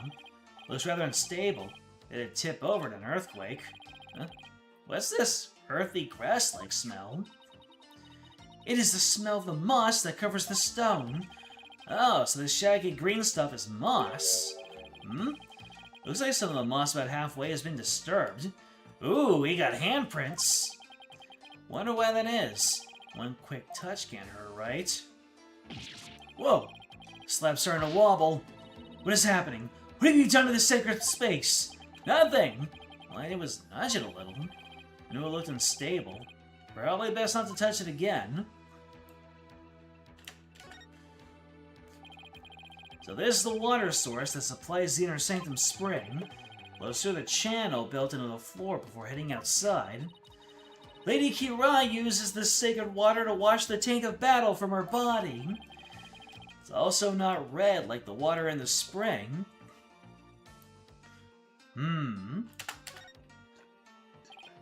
Look. What is it, Barbed Head? It's a Plumed Punisher clock. Why, I believe it's a limited edition promotional item given to 50 lucky viewers. This rare item plays the Plumed Punisher theme song every hour. Hand it over now, Barbed Head. She snatched it away from me. No matter what she says, Rafa's definitely a huge fan. What a fine item. And the switch, if I'm right.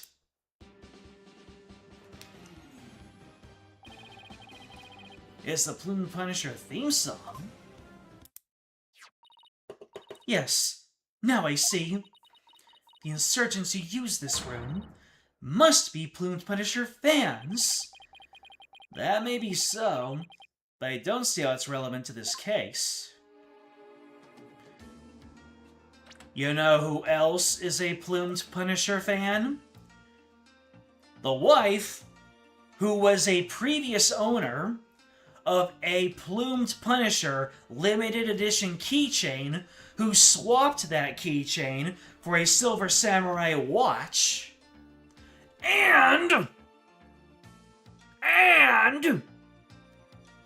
was the owner of an orb in the background, which looks exactly like the orb that I used to gain access to a rebel hideout.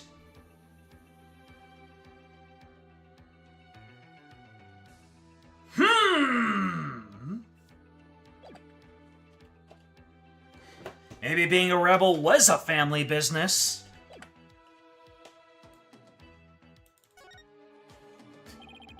Looks like an order from Dirk. What's this? Let me see that. I thought you're not supposed to touch anything in here. This is an exception. Now hand it over. Let's see here. Oh, holy mother! What? What does it say?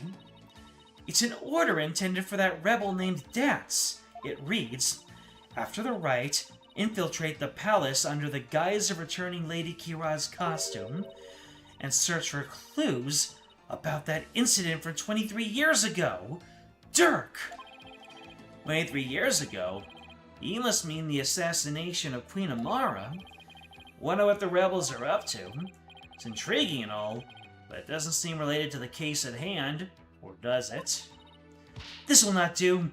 I must warn my mother at once. No need to do that. This order will never be carried out. Lady Kira's costume is still here, and Abbot in me is no longer able to aid the rebels. I knew that. Why are we being charged for murder when it's revealed that Abbot in me was assisting the rebels? Shouldn't they be thanking us for taking him out? We also now have the means to argue the statue wasn't there to be dressed like Lady Kira.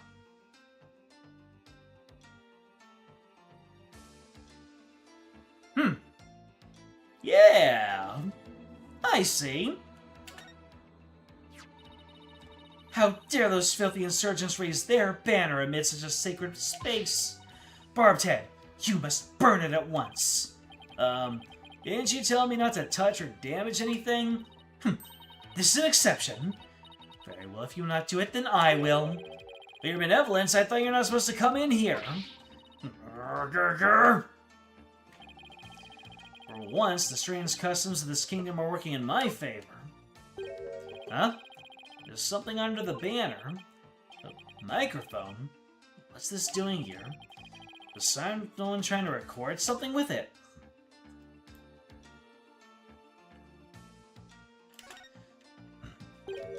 Weapons! And lots of them, too.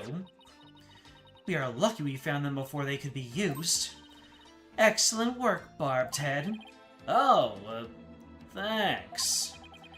If the rebellion ever happens, I hope it's bloodless.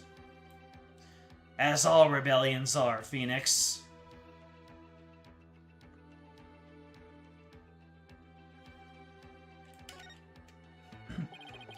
The statue door rotates when you pull this chain. I see. Then you must shut the door and destroy its mechanism. That will deprive the insurgents of access to this place. But wouldn't that trap me in here? Not to worry. I would come to visit you once a year. He's actually serious.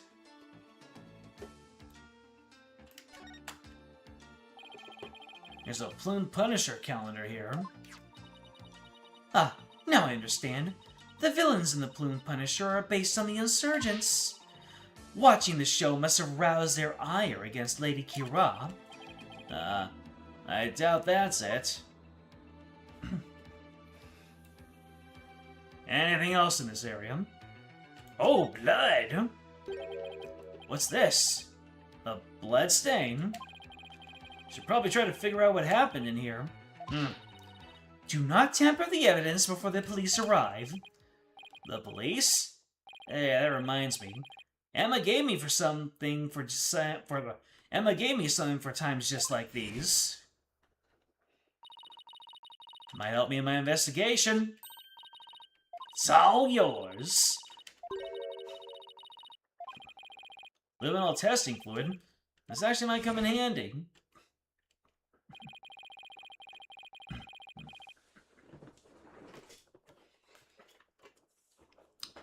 James, you got copies of Tales of Berseria and Epic Mickey Rebrushed. Nice. You must break your grasp. Anytime you're able to walk away from a live service or a forever game is a good thing. So go ahead, break yourself away. Snap that yoke of foreverism. Luminol testing fluid glows in reaction to even the tiniest traces of blood. So even attack areas where blood has been wiped up. Might help us figure out what happened in here. Okay, time for science to do its thing. First, let me put these red-tinted glasses on to see the luminol's glow. And then just press space wherever I want to spray some of the luminol. Areas where there was blood will react by turning blue. Alright, so first of all, the obvious. Never mind.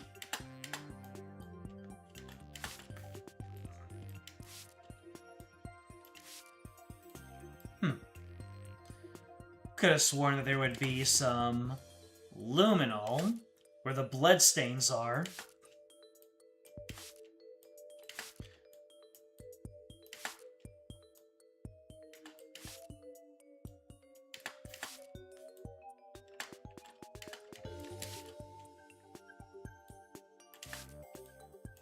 Let's try the weapons.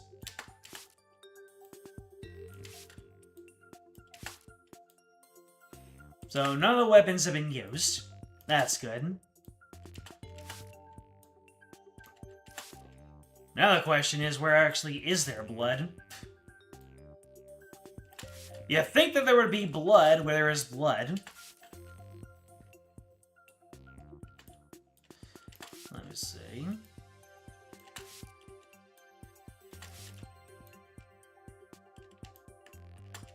And doing this right.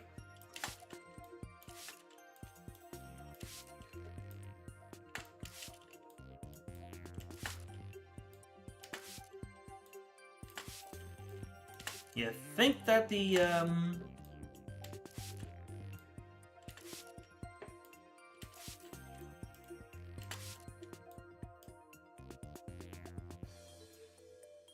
yeah, try the handprints.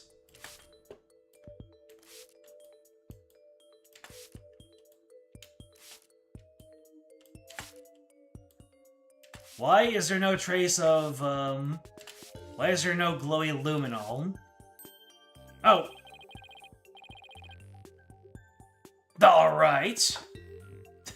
So, well, I guess the majority of them are right there, so it's just kind of funny that there are traces over there, little bits, but there's nothing. Okay. This is a huge bloodstain. Something big must have happened here. Perhaps the High Priest's blood flowed in there from under the Warbad statue. There was definitely a lot of blood here. It's impossible to say much else at this point. I'll just take a picture for now. Alright. Luminol reactions don't show up in the photos. I'll just have to take some notes.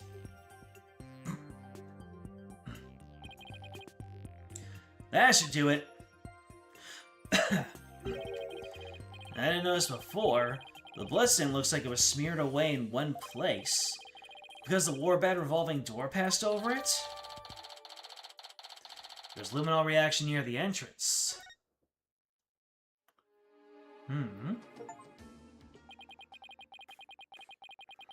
Huh. I just got an achievement for performing forensic investigation at least once in all 3 games. That's fun. Well, I think that covers about everything here. Speak of the devil.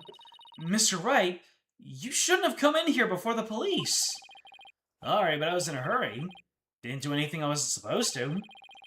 Her benevolence can attest to that. It is your fault for being so slow. I expect the police to work faster and more efficiently. Sorry. Well, Barbed Head, have you not already seen enough? I guess about time I got back to the temple and go over everything I've learned.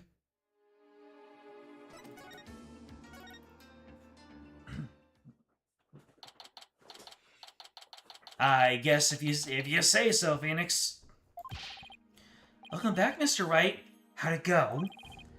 Unfortunately, I didn't find anything conclusive. No way. I do not understand, Barbed Head. What don't you understand? Why you did not commit any misdeeds during your investigation?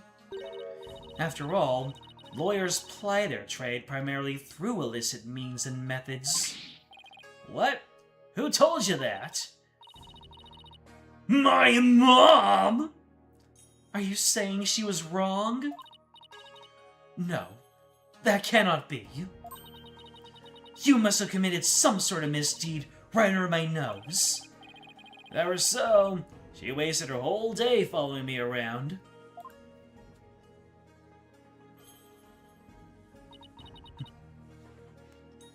Are you a patron of the wind, Gaius? What is it? I'm sure if I did anything bad, Nana would have picked it up. Prosecutor Sadmati has need of me. What's going on? I must go perform a divination seance for Ur'haid Zealot. It is our custom for the prosecution to review its contents before trial begins. I see. The third time will be the charm. My insights will finally bring you to your knees tomorrow, and I will teach that neophyte practitioner a lesson. Looks like the royal priestess is back with a vengeance. He's made a full recovery from when we started the investigation earlier today. I look forward to seeing you in your court, your benevolence. Your overconfidence will be your downfall. You will not look so confident when I am finished with you tomorrow. Actually, I'm not really looking forward to seeing her tomorrow, especially without any solid evidence. Why don't we go over everything you know so far? Alright, let's see here. Acolyte Zealot was killed during the rite with Lady Khura'in's dagger, and Maya's fingerprints were found on it. That doesn't sound very good. I know. It's the very definition of being up a creek without a paddle. The day before his murder, Zealot enjoyed a meal with the High Priest, his wife, and Maya. I also learned about spirit channeling here in Khura'in. None of that sounds very helpful. Oh, but I did hear something interesting. That the rebel-hunting Lady Khura'in might be working for the Justice Minister. What? Really? Our kingdom is supposed to be ruled through faith and laws. We can't allow people to be controlled by fears and violence. Albie, that sounds like something a rebel might say. It does? But if that Lady Khura'in really is one of the Minister Inga's subordinates, that would exonerate Miss Maya. Unfortunately, I have no way of proving it in court. Oh, that's too bad. Oh, I almost forgot about the secret rebel hideout we found at the Inner Sanctum. There was a bloodstain inside. I don't know how or if it's connected to the case, though.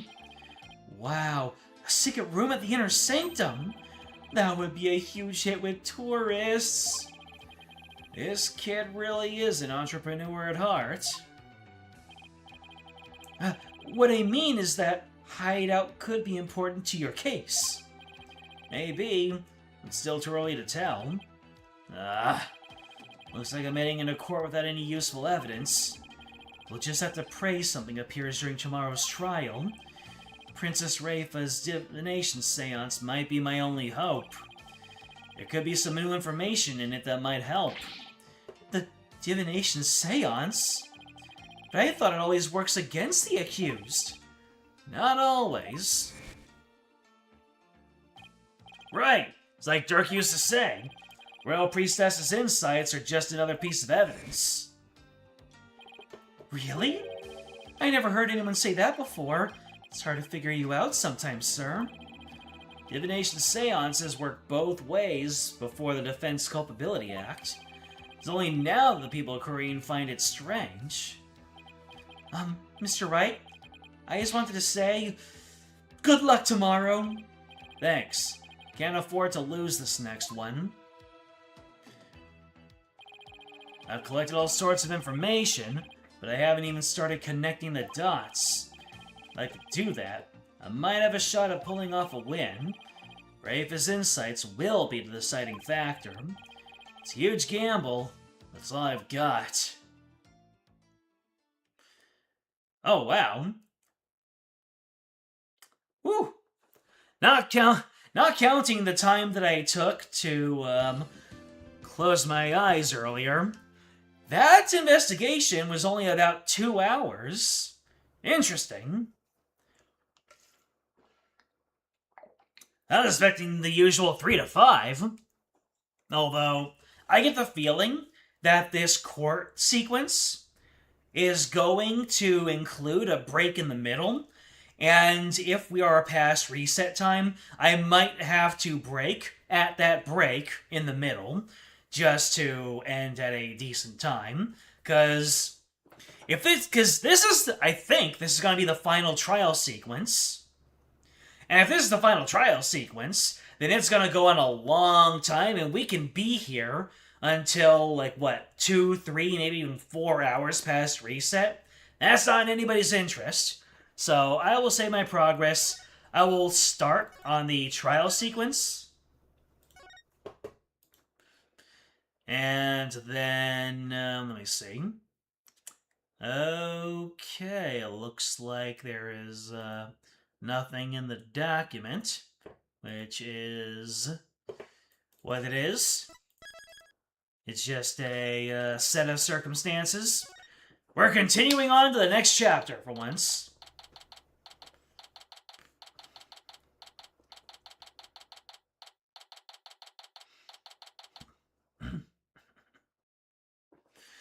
We almost could have done that sequence last stream. Hindsight is indeed 2020. I mean, it's like you guys in chat said. We've been going over reset time consistently, and even when I started late, the amount of time it still took me was in the 4 to 5 hour range. Sup, baby girl? Maya looks exhausted. I can't blame her. Nick, I was thinking about it all day yesterday. I never properly asked you to defend me, did I? Doesn't matter. I'm on this case till the bitter end. I know.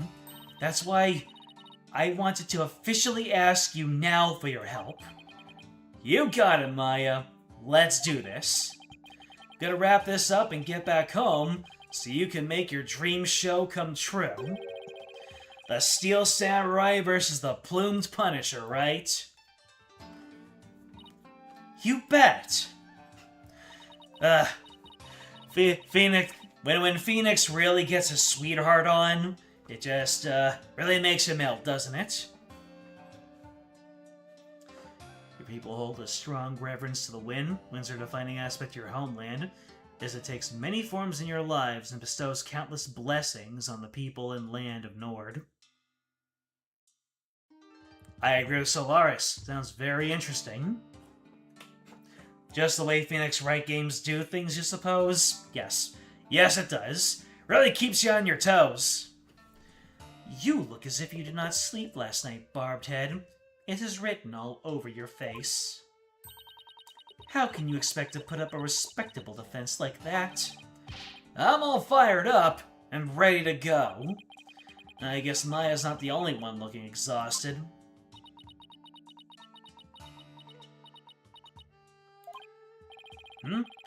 Rafa doesn't seem in the best spirits herself. Go ahead. Feign confidence now while you are still able. For I will see to it that your last rites are read to you this day.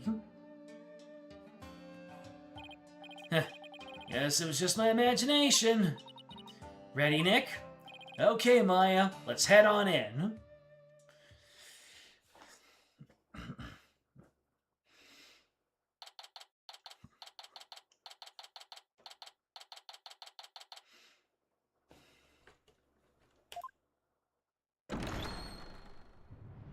You combine the wind with time and wonder where the difficulty went.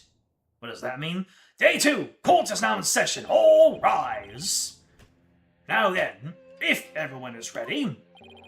The defense is ready, Your Majesty. The prosecution is ready. Let us begin without further delay. Oh, no prayers this time, Prosecutor Sadmati. I already offered my prayers for the latest victim during my visit to the crime scene. Being that the accused has already been found guilty of the first murder, let us hasten this trial so we may put this dead lawyer walking out of his misery.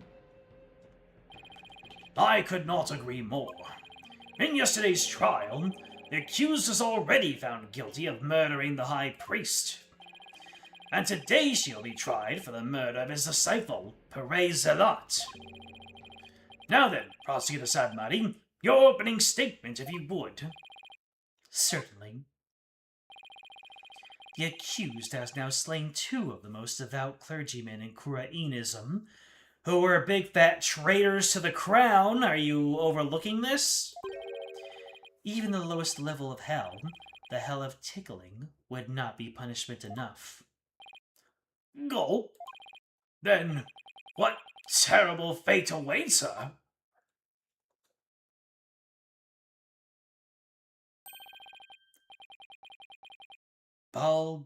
Balgilpokan Hell, a realm of eternal agony. There she will suffer the endless punishment of Jagar by the Galun of Pulmoten. Furthermore, Guljama, enough! Enough! My blood runs cold at the mere thought of such a terrible place exists. I was gonna ask for a translation, but on second thought, ignorance is bliss. Now then, please continue, minus the part about the terrible hell awaiting the accused. As you wish. The victim of this heinous crime was the High Priest's disciple, Ur'haid Zealot. He had been training under the High Priest while living at the priest's home. I'd met him a number of times, and he seemed like an earnest young man. How tragic that he met such a terrible end. The murder occurred at the Plaza of Devotion during the purification rite.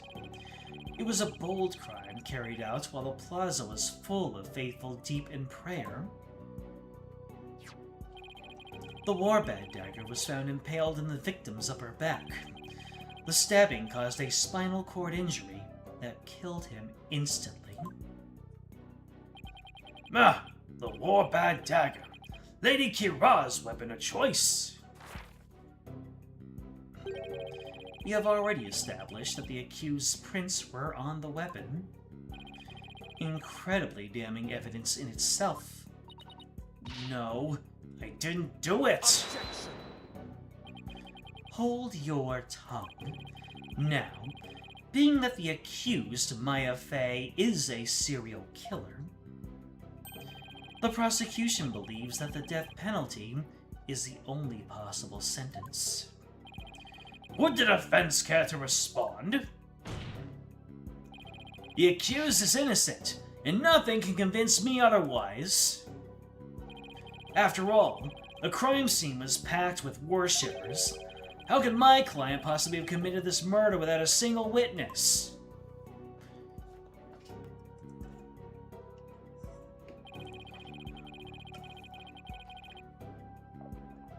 The accused's fingerprints on the murder weapon alone is enough to render a verdict. As such, I see no need to debate this any further. But, well, once a benevolence conducts a seance, it will be clear for all to see. Your Majesty, might I have a word? Is something the matter, Prosecutor Sadmari? It is about the divination seance. Uh-oh. Your benevolence! Stop right there, Prosecutor Sadmari. As you wish. Forgive me for overstepping my bounds. What was that all about? Does Sadmari think that we're going to be revealing the truth that will hurt his case? Barbed head, have you made peace with your fate? For this time, the divination seance will bring you to your knees. I'm ready, and I accept your challenge. The only problem is, I have no weapons at my disposal. Our only hope now is what we can glean from the seance vision and Rafa's insights. That's why Sadmari doesn't want to admit it. Otherwise, I have nothing to work with. Very well. Divination seance, if you please, your benevolence. Yes. Let us begin. Nana?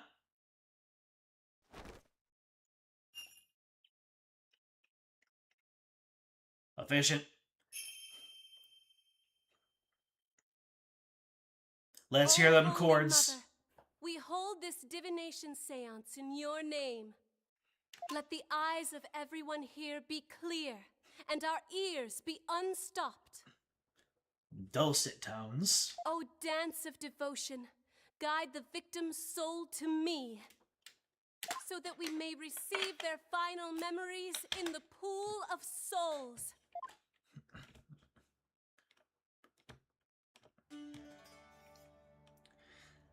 They really had they used their entire voice acting budget for that one prayer recitation, and they nailed it.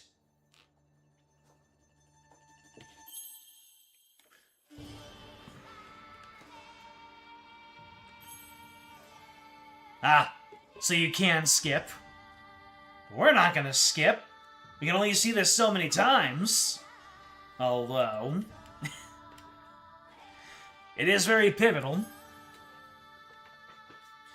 Gives me a moment to see who's disturbing my slumber.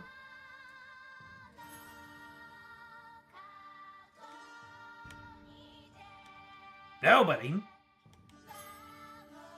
Well, that's odd.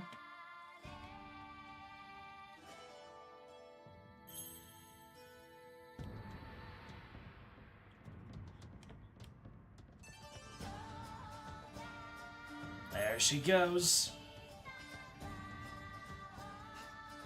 I get the impression that this might overstay its welcome. If someone just wants to get on with it. You've seen it once, you've seen it enough times. That some people might say. Not me. Not right now, at least.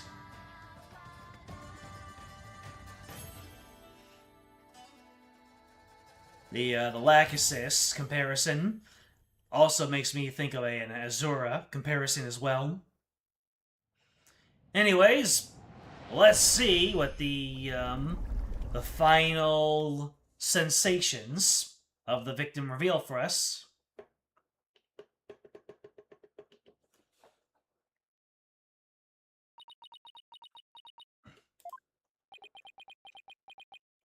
If they reveal anything for us? I don't get it. Why wasn't there anything to see? Yo, benevolence? What in the world? I was unable to invoke any sort of response. I called out the spirit's name many times, but to no avail. Uh-oh. What does it mean? What does it mean? Could it be that, Pere Zealot is not his name? Just as I thought. Wait, what does he know that we don't? I had sought to confirm the contents of today's divination seance. After all, it is customary for the prosecutor to verify it beforehand. Come to think of it, Yep, she did say that she was going to perform a divination seance for Parade Zealot. Their custom for the prosecution to review its content, so if that hasn't been done, it didn't work before either. And that is why he sought to stop her benevolence from performing it here. However, she insisted that it be done. She wished to try one more time here in the Hall of Justice. It would appear her benevolence is tired from her manifold duties. I am not anything of the sort. The victim's spirit will not answer my call, but I know not why. It is my sacred duty to convey the truth of the divination seance. Rafa. What are we to do without a divination seance? I suppose I shall have to deliver the last rites without them. The prosecution has already taken that into account when preparing for today. I am fully capable of proving the accused's guilt with or without a divination seance. Ha ha ha! You never fail to impress, Prosecutor Sadmati. This is bad. Divination seance was my one and only hope. Your Majesty, her benevolence said she isn't tired, so shouldn't we try to find out why the divination seance failed? How curious, Mr. Wright. Why have you suddenly taken such a keen interest in the divination seance? Yes, explain. The divination seance is for shedding light on the accused's crimes. It is the Holy Mother's hammer of wrath that is ever poised to pound you into your grave. You should fear it, not plead for it. I believe in my client. Plus, yesterday, someone told me something that changed my mind. The divination seance was once thought of as just another piece of evidence. If we were to correctly interpret the visions through careful analysis, then they would lead us to the truth behind what really happened. And the truth will show that my client, Maya Fey, is innocent.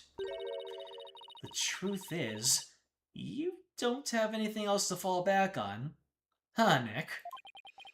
Maya, please. You're not helping. How dare you? The voice of a Mitama is to be feared, not utilized by vile lawyers such as you. Seances extract a heavy toll upon the royal priestess. It would be best not to burden her any further. Or does the defense feel that it can pose no counter-arguments without the seance? No, of course not. You saw right through me. I'll have to find a way to make the divination seance happen, but we're toast. Well, since the divination seance is not possible this time, I see no other choice. Let us proceed with the trial without the seance, as Prosecutor Sadmati suggested. Thank you, Your Majesty. By you, I will not forget this barbed head.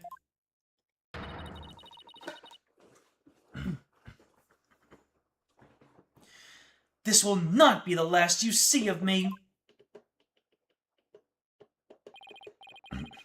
Now then, I will now proceed by providing an outline of the case at hand. Very well. If the lead detective would please come to the stand, we may begin.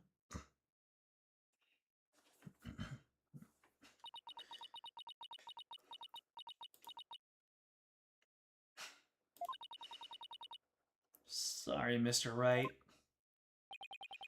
Detective Skye, I understand how you would wish to save the accused and the defense. They are your friends, after all, but you must let them go and move on. But there's only one way to save them now, by giving their souls the chance to burn away the taint of their sins in the infernal flames. Oh, I can't do this. Oh, no eating in the Sacred Hall of Justice. Miss Skye? Yes? don't worry about me and Nick. You just do your job. I'm sure Nick will figure something out eventually. Right. Thanks, Miss Fey. How very brave for a criminal with a tainted soul. Very well, Detective Skye. Please proceed. Okay, I can do this. Let me start with an overview of this case.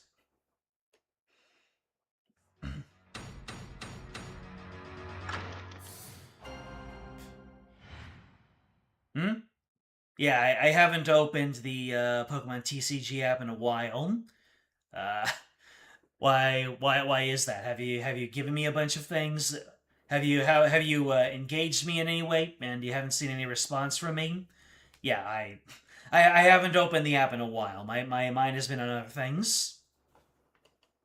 Overview of the second murder. Latest victim was Perez Zealot. He had been training under the High Priest and living at his house for the past 2 years. High Priest Widow Believe in Me has identified the victim's body. He may have been mistaken for a rebel and killed due to his connection to the High Priest. Mistaken for a rebel, huh? I see. Well, that certainly makes sense. Would the defense care to respond? I didn't spot any inconsistencies in her testimony so far. I don't have any evidence in my arsenal. What am I gonna do now? What is it, Maya? I was just wondering about how much the police actually looked into Acolyte Zealot, because it might prove to be the key as to why the divination seance failed. What are you getting at? Well, it's just a hunch. Wait a second. During my investigation, Rafa told me about how the divination seance works. Yep. Is Perez Zealot not his name? Or is that not Perez Zealot that they identified?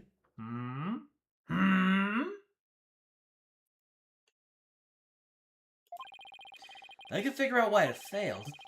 Maybe she could try it again. Okay, time to press for more information. I'm surprised they didn't put press in differently colored text as a signpost. It's a low-key gotcha. It's a high-key gotcha. Praise up.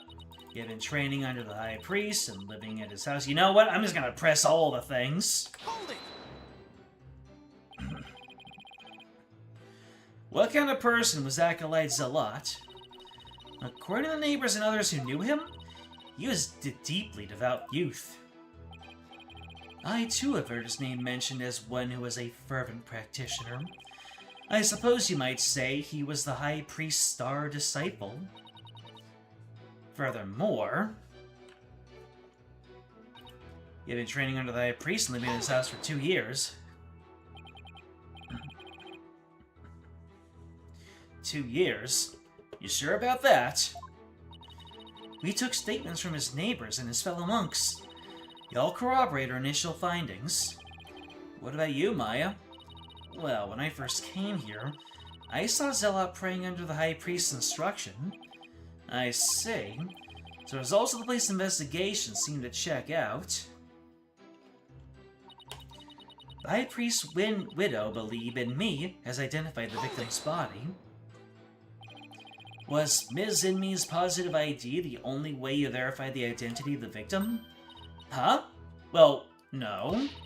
We also checked the ID card he carried and the data in his family registry. But what? His personal information didn't match any of the public records we cross-referenced. Maybe that's why the divination seance failed. I'm not sure what you mean, Mr. Wright. Here's what I'm thinking. Perez Zealot is a fake name. The victim decided to hide his identity for some reason. In other words, he was using a fake name. The royal priestess using a deceased's face and true name to summon their spirit. Why, yes, that is indeed true. If he was using a forged ID, and there is no mention of him in our public records, then he was likely an illegal immigrant. They are not uncommon here in Khura'in. An illegal immigrant? Come to think of it, Rafa mentioned something about immigrants yesterday. You consider it low-key because you don't ever feel the need to spend on it? This is true. When I played the game and I did 100% of the content, I earned enough of the currency to get everything that I needed in order to complete all of the single-player goals and stuff. I never touched the multiplayer, except for one game with, I think it was with you, Matthew. We played on stream one time. That was fun. But, yeah. The fact that you could get just enough to make do, or at least I wasn't hideously unlucky with it. So, yeah. What you picked up along the way with the free currency that you got so far was pretty good. Although I heard that they recently split all of the currency amongst even more single-player campaign stuff. They didn't add more currencies to get. They just gave you the same amount, but they forced you to do that random battle mode. And then you got the rest of it that you used to get your full income from just doing the single-player games. If that's the case, we have no way of knowing who he really is. We'll have to proceed without holding a divination seance this time. Yo! I'd always thought that Acolyte Zealot was Khura'inese. Oh, how the High Priest must be lamenting his disciples' deception in the Twilight Realm. Well, Mr. Wright, what do you think? Should we add this to the testimony? Might as well. This is an important fact. Please add it to the testimony. It would seem to be a fact most inconvenient for the defense, but if you insist, Detective Sky, please add what you just said to your testimony. Yes, Your Majesty. He was an illegal immigrant, so we don't know his real name. Hold it! Isn't there some way to track down his real name? No, not if he was an illegal immigrant. Have you actually confirmed that he was in Khura'in illegally? Well, we don't have any conclusive evidence. There's also no evidence of him being a citizen of Khura'in either. Oh boy, now what do we do? What if there was a clue in the evidence you gathered? It's probably our only hope at this point. If he really was an illegal immigrant, our proverbial goose is probably cooked. Well, here's the thing. We do have traces of his, yeah, we have traces of his DNA on hand. What if we did a blood test on the knife that's bearing all of his DNA? Objection! Never mind. That might have been for later on down the line.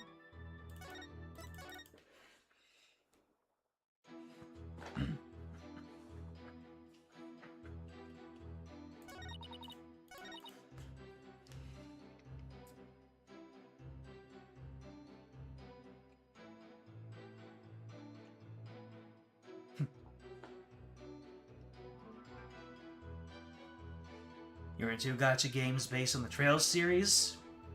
Really? There are 2 gacha games ongoing right now?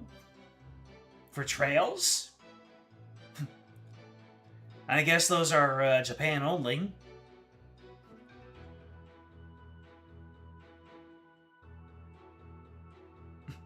You try to avoid picking up new gachas? Yeah, I can believe that. So you never spend money in-game? When I played my first gacha game, I spent an embarrassing amount of money on them because I was not experienced in them. It got its claws in me, and it yanked out so much of my net worth. But I'm over it now, and I do not spend money on those anymore. It was an expensive lesson, let me tell you. Alright, so we don't know his real name. What can we do to, figure out this man's real name? Because the blood on the knife... Oh, wait, this was the, No, wait, this was the blood. Yeah, this was from the first trial, so of course there'll be nothing for us to figure out.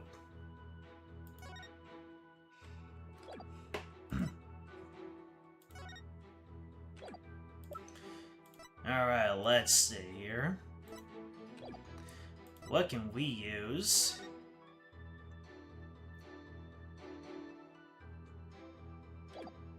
To figure out this man's real name. Or at least his identity.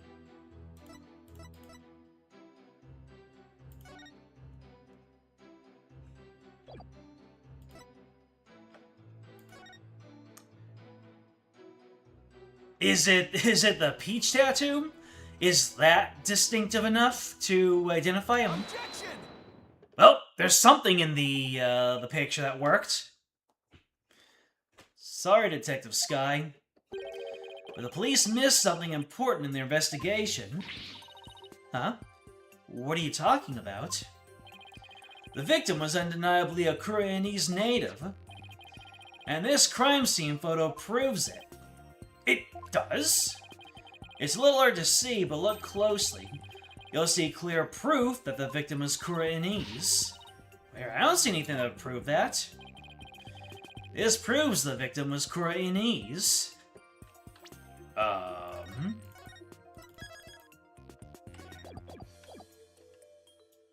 Is it the tattoo? Take that! Look at this tattoo right here. Why, that's a tattoo of a peach. I would like you all to think about the meaning of this tattoo.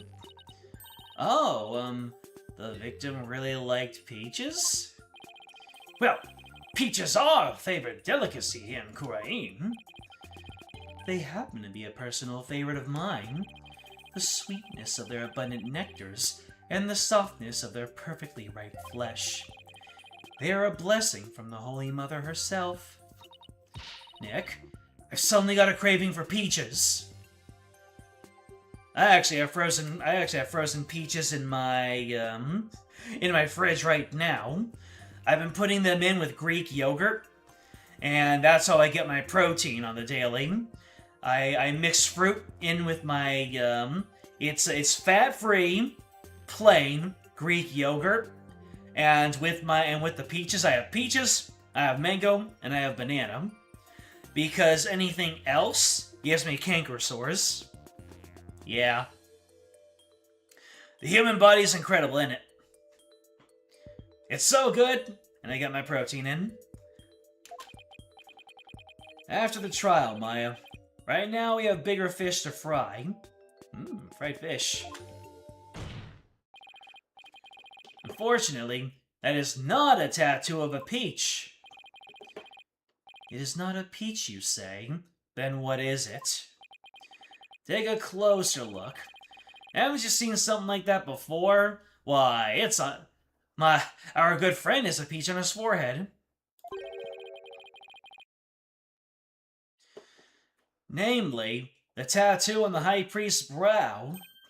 Oh, my! What? This mark is only borne by members of the Khura'inist clergy. Have you ever played the Shiro Nico Project or Dragalia Lost? Have I played Dragalia Lost? My friend, you need to go to my YouTube channel page, click on the Live tab, and then go back to near the beginning of my channel.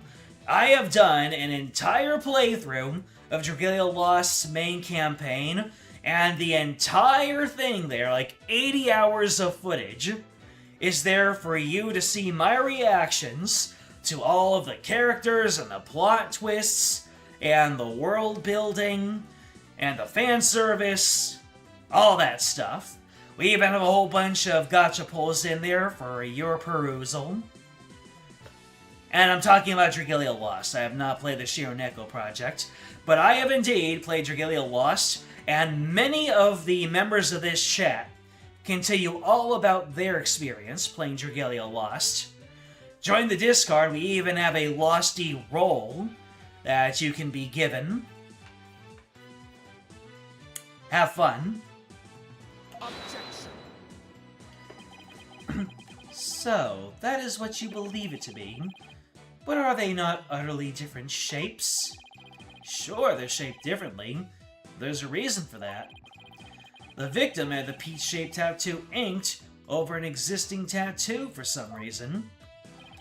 However, the dark red portion is exactly the same as the mark all Khura'in clergy there.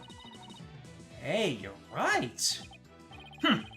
Until about 20-some-odd years ago, everyone did get one, didn't they? I myself bear one on my right buttock. That is entirely too much information, Your Majesty. Wow, Majesty has a peach on his peach, huh? Information on everyone who enters the clergy is maintained at the temple. All we have to do is look up a monk with a mark in the same spot. I'm on it. I'll let you know if I get any hits. That will not be necessary. If you seek information on the clergy, I have it all right here. Oh my! You never cease to amaze. So tell us, is there anyone who fits the bill?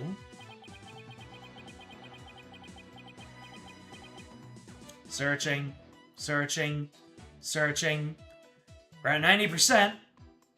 Oh no, we stuck at 90%. We've been loading at 90. It took us 2 minutes to get to 90%, and now we've been stuck at 90% for 30 minutes.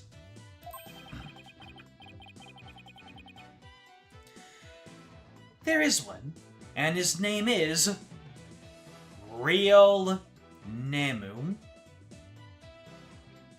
That sounds like a real Nemu to me. He became a monk 20 years ago. Now, why did he call himself Ur'haid Zealot, though? Does that have to do with the previous murder? Or did it have to do with the assassination 20 years ago?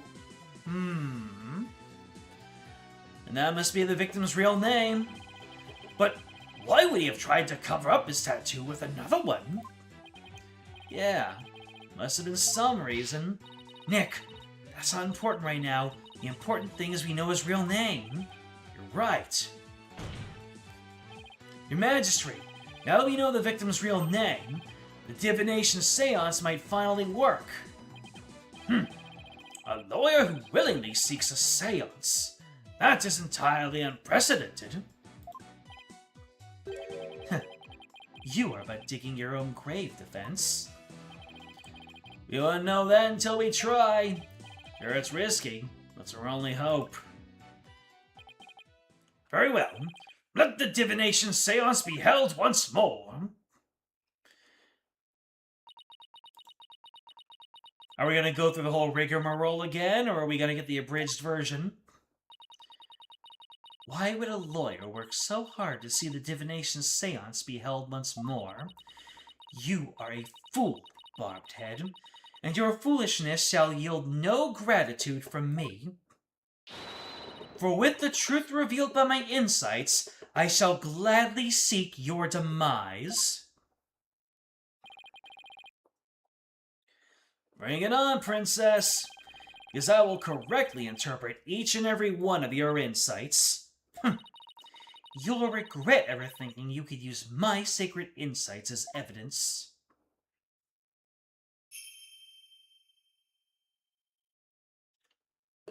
O Holy Mother. Alright, I do believe that. So that we may Once per stream. Once per stream, my friends. Once per stream, my friends. Now I get why they allow us to skip it.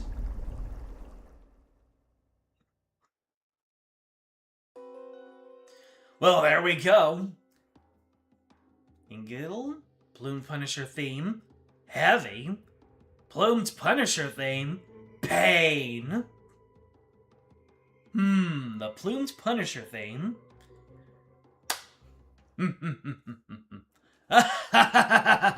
Alright, let me see here.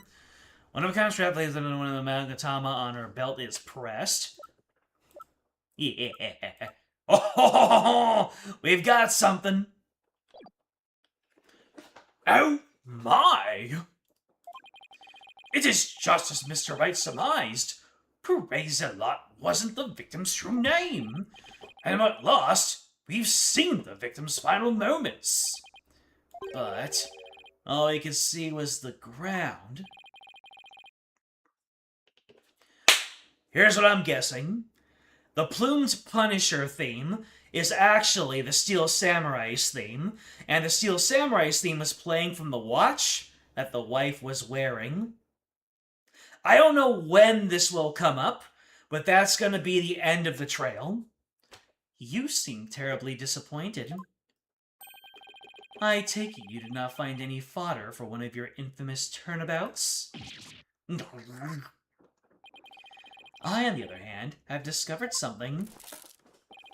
Conclusive evidence that establishes the accused's guilt. You did? Ha ha ha ha! A most surprising surprise attack! So, tell us, Prosecutor Satomati, what is this conclusive evidence you have found? The Plumed Punisher theme song that the deceased heard. Please consider this item here. It was confiscated from the accused during the interrogation. Hey, that's my Plumed Punisher strap! When you press the magatama on the Plumed Punisher's belt,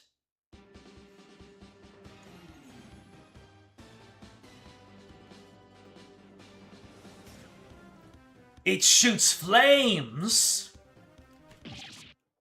As in, that theme is absolute fire.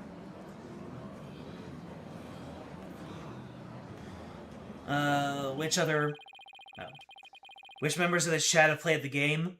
Matthew has, and the yet-to-be-seen AQ has. James, did you play Dragalia Lost? I think, yeah, you were one of the Losties. Well, either that or you're just really good friends with the Losties. And I have played it, like I said. It seems the accused inadvertently pressed the button in the midst of her crime. This strap is an extremely rare item, is it not, Ms. Fang? You better not break it! There's only one of those in the whole wide world. Maya, no! No, Phoenix! Think outside the box! Think outside the box! This is a good thing! If she's able to refine her search, because, you know, someone who lives in Khura'in wouldn't know that this is actually the Steel Samurai thing. So if she refines it, then maybe she'll be able to see that's the Steel Samurai thing. Just as I said, your flights of fancy have come crashing down on you. He sure seems to be enjoying this. Yeah, I've never seen her look so thrilled before either. It is time to accept the fact that the divination seance is far more than mere evidence. It is the very truth that brings the hammer of justice down upon the accused. That is as conclusive as evidence can get. Now then, if there are no further objections... Slow down there, Your Majesty. At least let me make a counter-argument. What's this? Do you take issue with the divination seance? Oh, I have issue with it. I just don't know what they are yet. You were more into Princess Connect. Yeah, I played a little bit of Princess Connect also. Did Princess Connect EOS after Dragalia? I think it did. I think Dragalia was like the big one. And Princess Connect didn't hit us as hard. Just because it wasn't a Nintendo thing. That's never stopped me before. The divination seance is not the absolute truth. It only becomes the truth after it's been interpreted correctly. You do not know when you are beaten, do you, you foolish lawyer? I am the only one who speaks for the Mitama of the deceased. If you believe there's to be errors in my insights, then let us see you prove it. Alright, let's see what happens. The victim was offering up his prayers. It was the night of the rite. Though it's dark, the pattern on the plaza's ground was visible. Then someone was there, and the theme to the plumed punisher filled the air. The accused held the defenseless victim down and plunged her knife into his neck. The blade struck true, and in that instant, he departed from this world.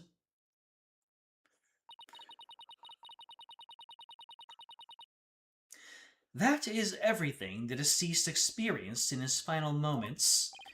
In fact, I believe that AQ's name in the Discord is Vita's knife. We all know who Vita is. Her benevolence's insights have painted a detailed picture, both vivid and true. I didn't notice any holes there. As they stand now, those insights are really stacked against us. I'll have to go over each and every one of the deceased sensations very carefully. Alright, let's see. So the victim's offering up his prayers. Okay. Things are heavy. Man, that is such a fast insight. It's the night of the rite, though it's dark in the pattern, the plaza's ground was visible. And someone was there, and the theme of the plumed punisher filled the air. The accused held the defenseless victim. Oh, wait. The Gingel. What's up with that?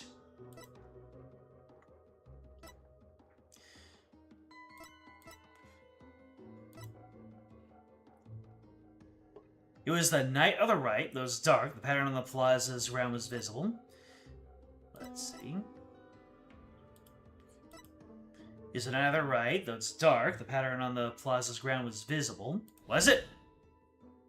Let's see. Does it really look dark, though? No. Let's see if that's where they're trying to point us to. Let's see. So we select the site. Objection! Nope, that's not it.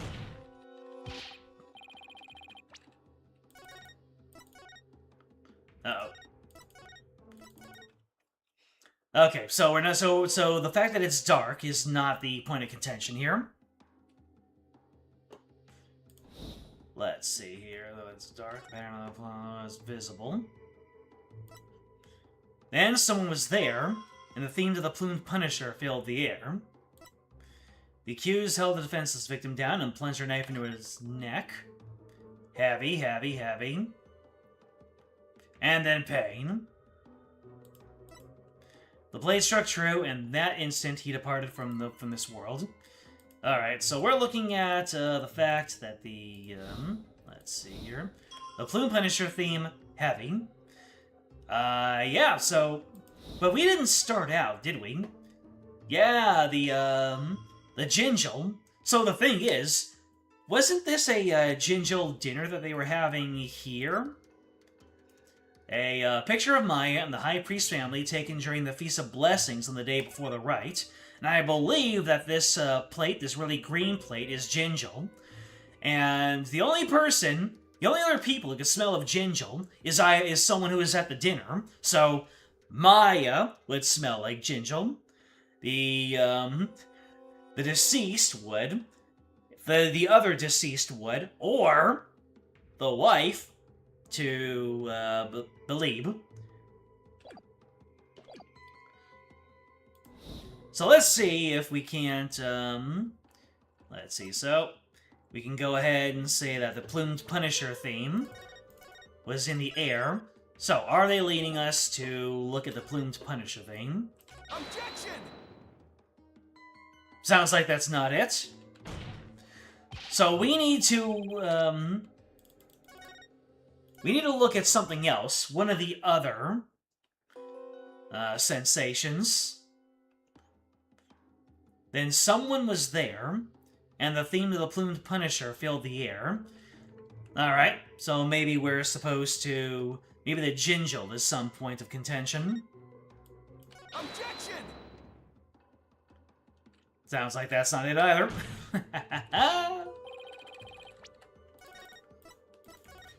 Oh lord, we do be auto-loading. So what else is inconsistent here? Oh, it seems like, so we have Ginjal. We have the Plume Punisher theme. It's heavy. And then... Pain. So, someone was there. The accused held the defenseless victim down and plunged her knife into his neck. Held the defenseless victim down? Wonder what that's supposed to mean. Like, does heavy exactly mean that they're being held down? Objection! No, that's not it either. Sheesh. Wait a minute, wait a minute, wait a minute, wait a minute, wait a minute, wait a minute, wait a minute. Wait a minute.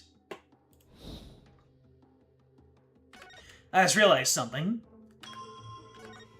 This man, he has his hands on a green surface, and we're assuming that is the carpet on the prayer area, but there's another green surface that had that pattern.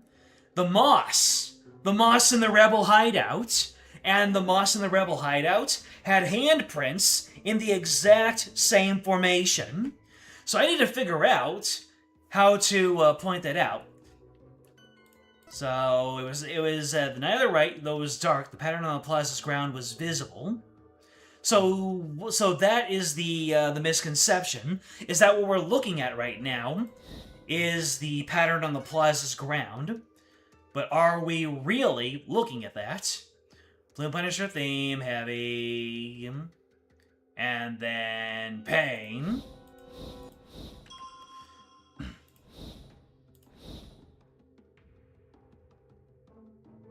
Unless I'm ahead of myself again. Heavy, pain. Someone was there, and the theme of the Plume Punisher filled the air, right? The accused held the defenseless victim down and plunged her knife into his neck. But it wasn't into his neck. I mean... Yeah, it wasn't into his neck.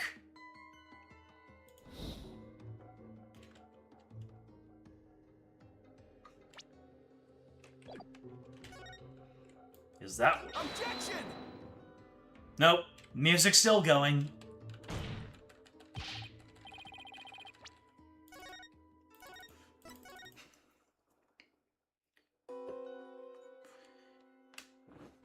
Jet, you holding back on any observations?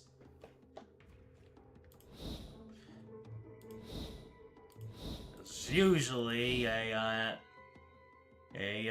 dark knight in shining armor would swoop in to bail me out about now. So, someone was there, and the theme of the Plume Punisher of the year. The accused held the defenseless victim down, plunged a knife in his neck. The blade struck too, and in that instant, he departed from this world.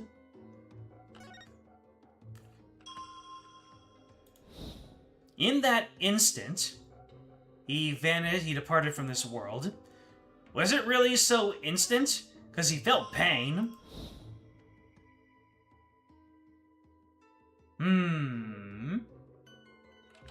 Maybe I press on it. Objection! Nope, that's not it.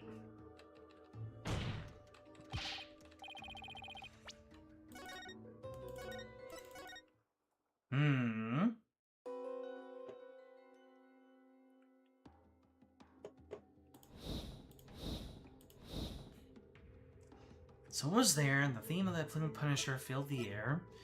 The blade struck true, and in that instant, he departed from this world. Yeah, it certainly looks instant to me. What are we trying to see here? Okay, so let's look at the other statements, shall we? The victim was offering up his prayers. Was he, though?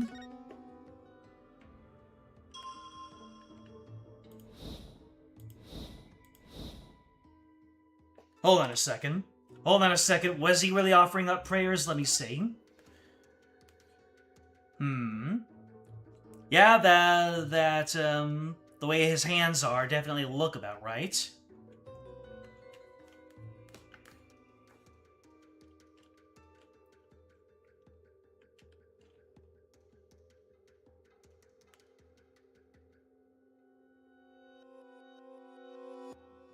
Exactly what are you referencing there, Matthew? Are you talking about taking an antibiotic, or something a little bit more exciting?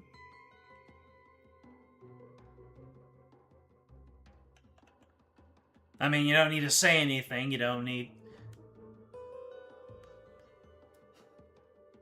You're actually lost, James?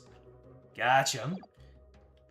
So he was offering up his... So, what we're looking at right here does look the same as what we're seeing over here.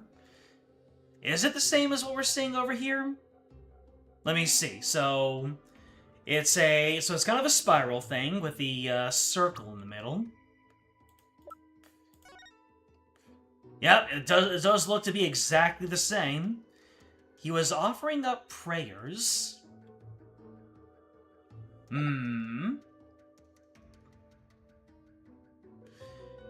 Ginjal. I might need to look into my, let me see, the prayers. Don't I have something that tells me how the prayers are done? Let's see, Taras autopsy report, May 9th newspaper. Maya's statement, the water in the spring was already stained red when it had been in me and Maya arrived at the inner sanctum, so that doesn't mean anything. Plume Punisher strap. Shows where Maya and the High Priest were during... Okay, so none of that evidence is for here.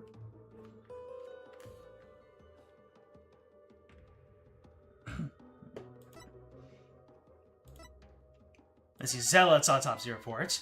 Spinal cord injury from a stab wound in his back. The weapon is thought to be a warbad dagger, the same weapon used to kill the High Priest. Let's see. I'll leave a spot, bring grub, me too. The Feast of Blessings that had the day before. The family photo was taken during the Feast of Blessings, whereas customary to partake in dishes made with ginjal.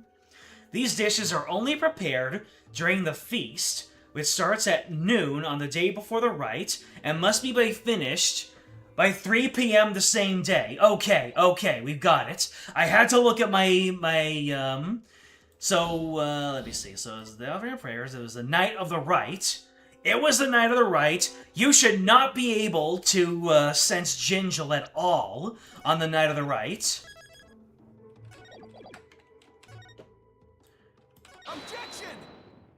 Aw, man, why do you smell ginjal? It's not the night of the rite. You had your feast the night before.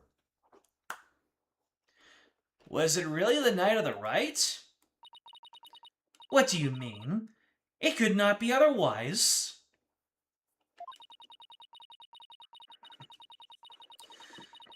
The accused slew Acolyte Zealot after killing the High Priest during the purification rite.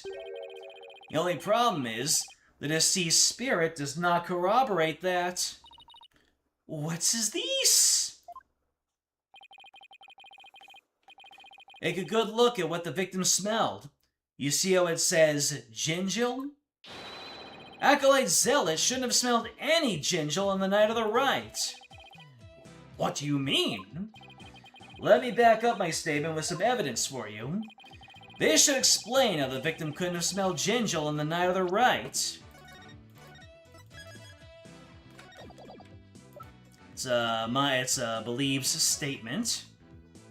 Yep. Take that! The High Priest's wife, Believe in Me, told me about the Feast of Blessings. The feast includes a number of Jinjil-based dishes. They're only supposed to be served at a certain time of the day before the rite. Why, I believe you're right. I'd completely forgotten about that. During the feast, the unique smell of Jinjil pervades the entire kingdom. The fact that the victim smelled it means he was murdered between noon and 3 p.m. on the day before the purification rite.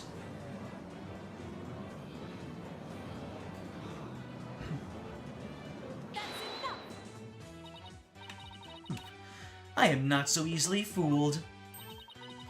Did that autopsy report not make it clear? The estimated time of death was during the rite. Alright. Told her about that yesterday. Forgive me your benevolence. The estimated time of death is just that. An estimate. Depending on the circumstances, it's possible for it to change. What is this? Like, if a body was kept cold, the slowed rate of decay makes the death seem more recent. Why, I believe I've heard something of the sort before. If it is as Mr. Wright claims, the estimated time of death in the autopsy report will have to be revised. How was it revised?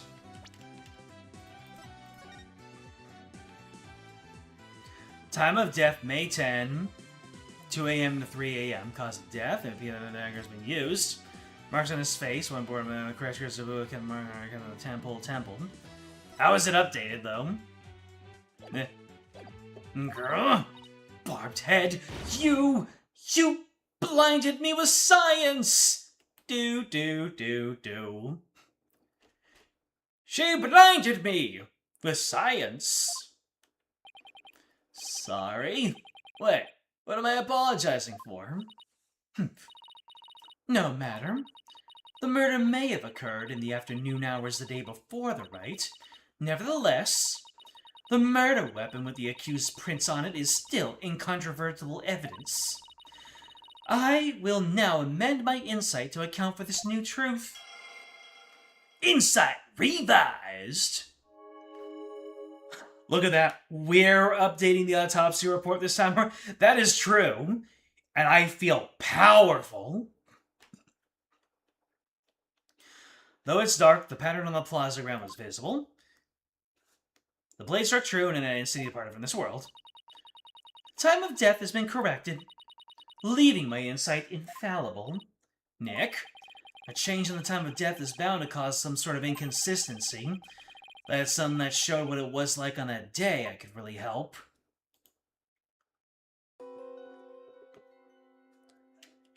Let's see, so the victim was offering up his prayers. It was the afternoon, the day before the rite, though it's dark. The pattern on the plaza's ground was visible. Though it was dark. So it was the afternoon, the day before the rite. And this is the May 9th newspaper. And the autopsy report says that the time of death was May 10.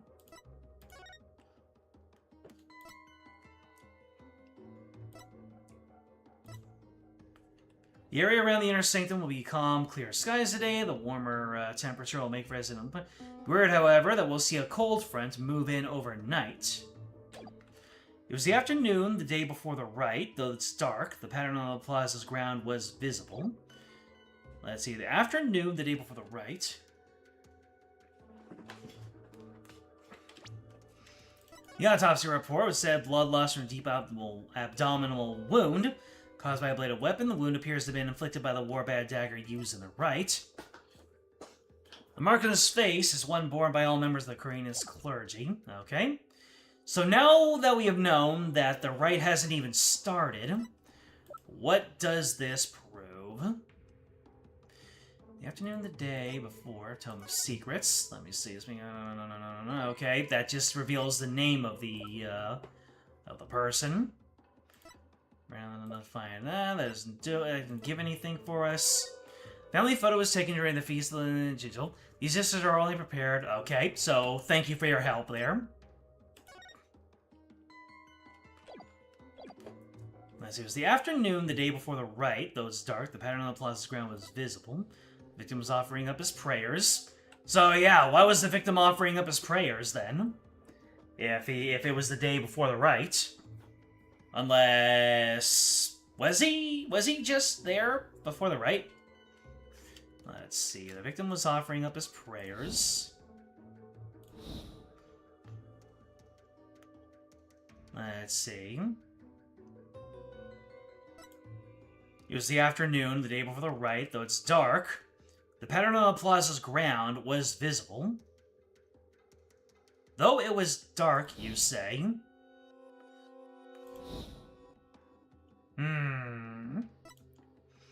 Someone was there, and the theme of the plumed punisher for the accused held the defenseless victim down and plunged her knife into his neck. Let's see, the theme of the plumed punisher filled the air. And then the Magatama... Maya got this in exchange for a steel samurai watch. Pressing the Magatama plays the theme song as it begins. Maya says the exact sounds make it totally different, but it sounds like it is the steel samurai theme. It was already stained red, but it happened in me, okay. Let's go through our evidence again. So... And the autopsy report says that the time of death was 2 a.m. to 3 a.m. So then... Even though it was dark... Yeah, even though it was dark... So... let me see... The victim was offering up prayers... Yeah. Blend the knife in the neck... Let me see... Yeah, so the pattern on the plaza's ground was visible. How do you figure? So maybe the fact that we can see it so clearly is different. So, the sight. Objection! Yep, exactly. The change in the date and time of the crime has caused a new inconsistency to surface. What's this? Ah, you are making that irritating face again. Cease that at once! Sorry, this is the face I was born with. Now, let's focus on what is important. What the victim saw in his final moments. Do you have bats in the belfry, Barbed Head? There was nothing to see. The ground of the plaza was all that entered the victim's eyes. And that's what I find so strange. On the day before the rite, should have been impossible to see that pattern on the ground. Impossible, you say? Do explain! This piece of evidence shows why the plaza's ground was not visible that day. Why the plaza's ground was not visible that day?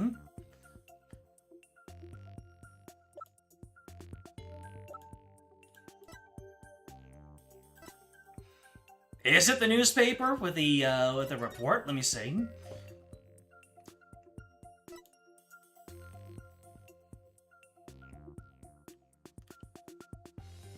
Oh, the thick white ice that froze the ground from the inner sanctum. Well, actually, no. That shouldn't do anything. The Wright now can always play. We give thanks to the police are asking the king. The area around the inner sanctum will enjoy a calm weird. Okay, we'll see a cold front move in overnight. We'll see a cold front move in overnight. Take that! This newspaper has an article that is tiny in size, but huge in importance. It says that the ground was covered with thick white ice the day before the rite. What? But... the victim did not see so much as an ice cube on the ground. Exactly. And so we must ask, what was the victim looking at in his final moments? If you have something to say, then say it. The last thing the victim saw was not the ground at the Plaza of Devotion. This can only mean that he was killed elsewhere. What? What? What? Nani? Where do you propose the victim was actually killed? Yes, tell us where. Otherwise, your argument is worthless. About that? I ain't gotten into that part yet. Any ideas, Maya? Let me think. Well, it's somewhere green and shaggy, right? Right, where could that be? What is it, Barbed Head?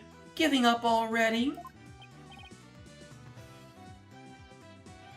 Not at all. Now, where have I seen something green and shaggy? This shows where the victim was killed. Here we go.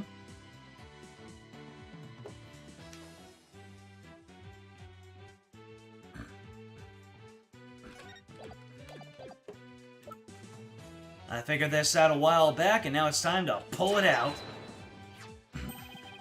The secret hideout the rebels were using. The rebel hideout? There's no such place anywhere on the floor of that chamber. You're absolutely right. There's no place on the floor, anyway. And what did the victim see in his final moments, if not the floor of the rebel hideout? This is what the victim saw in his final moments. Take that!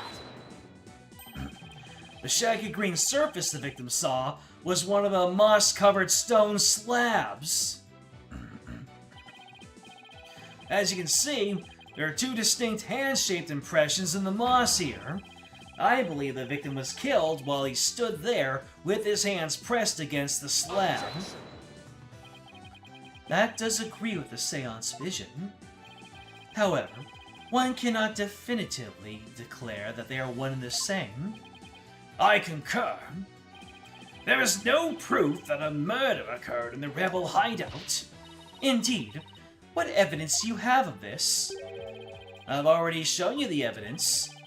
What do you mean? Please take a look at this second version of the photo I just showed you. You can see the results of the luminol test I performed in the rebel hideout. This is proof positive that someone had been bleeding in front of that stone slab. Is this true? This information has already been provided to the police. Detective Sky, to whom does this blood belong?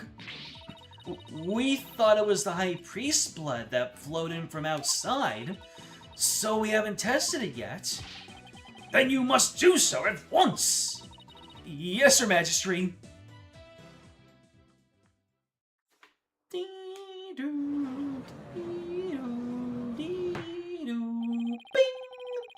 It appears the police have finished testing the blood. Detective Sky, your report, please. The blood found in the rebel hideout belongs to Perez Elot, just like the defense claims. Detective Sky, do you realize what your blunder has done to me? When this trial concludes, I want to see you in my prayer chamber. There, I will deliver a joyous sermon unto you for 8 hours straight. I'm really sorry, but please anything but that. Nick, maybe, just maybe, this is the chance I've been waiting for. Yep, it would seem so. I hate to do this to Emma, but... Hold on a second. Hold on a second. I want to look something up right now.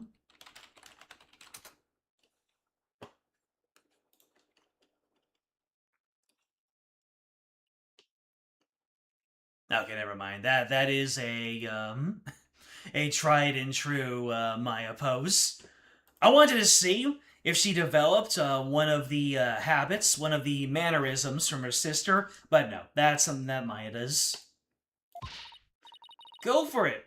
It's full speed ahead. The victim was killed in the rebel hideout the day before the purification rite. Then, his body was moved to the Plaza of Devotion by someone we've yet to identify. So when we thought we saw Acolyte Zealot praying during the rite, he was already dead. Here we go again. I like how all the rotating cameras go around her instead of Phoenix. They rotated the camera around Phoenix all the time in the first one, and now that she's feeling backed into a corner, she's the one getting the rotating camera treatment. And that's not all. If he was killed in the inner sanctum, that would explain one more thing. And that would be how the time of death was made to look later than it actually was. The proof of which was left behind at the sanctum. This points to how the time of death was made to appear later than it actually was. This points to how the time of death was made to appear later than it actually was. What? Oh boy.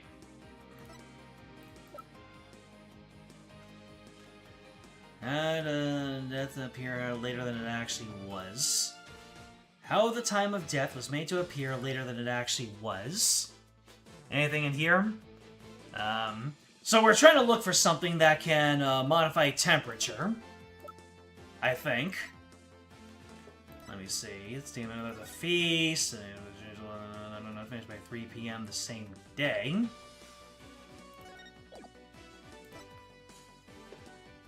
Alright, the grub, the flower, the warbad dagger, spinal cord injury. Let's see autopsy report. Alright. Peach-shaped tattoo on his neck. Shows where Maya and the High Priest were during the rite. Let me see. So this was the... Oh, the cold front! Inner Sanctum photos. Why, these are photos of the Inner Sanctum? I'd like you to focus on this one. The proof is right here in the photo. This is how the time of death was made to appear later than it really was. You see how the snow has been removed from this one spot only? That's because it was used to keep the victim's body cold. And that's why the time of death wasn't what it seemed. The time was mistaken. And the place too. And just what do you believe that proves? That my client is innocent. What of her fingerprints on the dagger? And the plumed Punisher theme the victim heard? You have failed to address these two key pieces of evidence. Oh, I see your point. Wasn't this your big chance, Nick? Really hoping that difference in the location can invalidate either the weapon or the theme song from being used as evidence against you. Actually, that might be possible. At least for one of them. Really? What's these? You say you can contradict our argument for a key piece of evidence? Very well. Let us see you try. Nick, take a good look at the Rebel hideout photo. Oh! The defense can invalidate this piece of evidence. The plumed Punisher thing. Because there was already something giving the plumed Punisher theme on site. The plumed Punisher theme? And how do you intend to support such a claim? Since the murder happened in the Rebel hideout, there's something there that played the theme song other than my client's strap. It wasn't the strap? Is this true? The item that played the Plumed Punisher's theme song was this.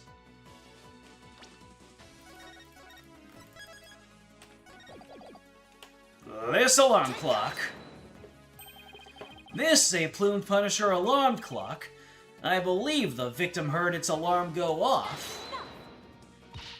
What proof do you have that the alarm went off? What proof do you have that it was my client's strap that played the theme song? Do not twist the facts with your lawyerly wiles. Either way, the accused would still be guilty based off her prints on the murder weapon. And here is what really happened. Insight revised! The victim stood with his hands on the stone slab in the inn. Oh, it's afternoon the day before the rite. That was so much revision. Though there have been some twists and turns, That is the truth of what happened. I won't get anywhere until I can eliminate the dagger. Most impressive, your benevolence. I see no inconsistencies anywhere in the prosecution's case. No, there is one. What is this? You still claim there to be an inconsistency? Try as you might, the outcome will always be the same. Yeah, the outcome always will be the same. You are going to get humbled. That's the outcome that'll be the same. Alright, let's see. The victim stood with his hands on the stone slab in the hideout. It was afternoon the day before the Wright, and someone was there, and the theme of the Plume Punisher filled the air. The accused plunged her knife into the defenseless victim's neck. The blade struck true, and then instantly apart from our world. Alright, what is there now that is being contradicted? The victim stood with his hands on the stone slab in the hideout, so he's no longer offering his prayers. The question is, why did he have his hands?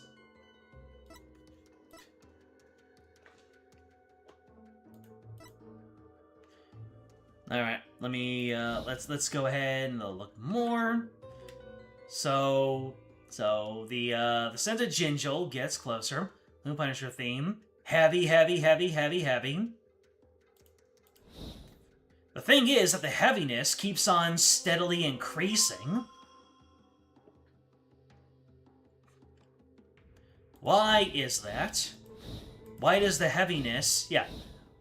Why does the heaviness start out small and then slowly increase? The accused plunged her knife in the defense of the neck. And then someone was there, and the theme... Alright, so... with his hands on the stone slab in the hideout. So I'm guessing the heaviness comes from him not getting pinned down, but because he was trying to push it over. So let's see if that works. Although, the stone slab wasn't heavy when I touched it. So let's see here. Objection! Oh, we got it. The victim was originally thought to have been stabbed while bent over in prayer, but he was actually standing with his hands against the stone slab. So the question is, where did the sensation of something heavy come from? Yes, I see your point. Since the victim was standing, he couldn't have been held down. Eep! Then tell us, Mr. Wright, what was that heavy sensation felt by the victim? What caused this heavy sensation Zealot felt? Any thoughts, Maya? I agree that sense of heaviness seems important, but there's also the matter of Zealot's hands on the stone slab. Why were they even there? Could it be related to the cause of the heavy sensation?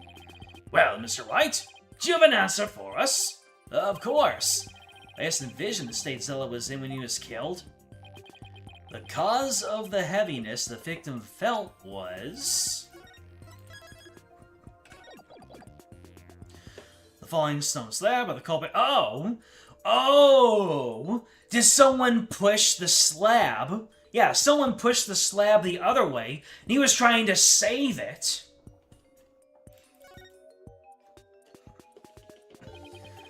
The only conceivable cause is the stone slab falling over, trapping the victim underneath.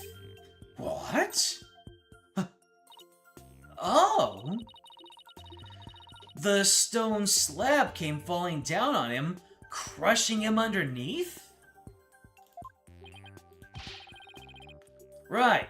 That was the cause of the heavy sensation the victim felt. Objection! While your theory is impressive, you have overlooked a key fact. The victim was not crushed to death. Rather, he was stabbed. Oh, yeah. Or do you claim that the dagger was plunged in after the slab had fallen on him? Plus, had the killer been behind the victim, they both would have been crushed together. Well, would you care to explain? Sure, I'd love to. That doesn't mean I can. How could that dagger have been plunged in after the slab fell on the victim? The killer couldn't have plunged the dagger into the victim after the slab fell on him. But what if the murder weapon wasn't what we thought it was? Well, there were other weapons in the rebel hideout. But the entrance to the hideout is right by the stone slab. There isn't enough space between the two to use any of the weapons found within. Yeah, there's not much space by the entrance, is there? So what was the real murder weapon, then? Better think of something. If the murder weapon wasn't the dagger, then the dagger must have been plunged into the victim after he was already dead. That means he was stabbed at least twice, but the autopsy doesn't mention that. And he must have been stabbed in the same spot with something shaped like a dagger.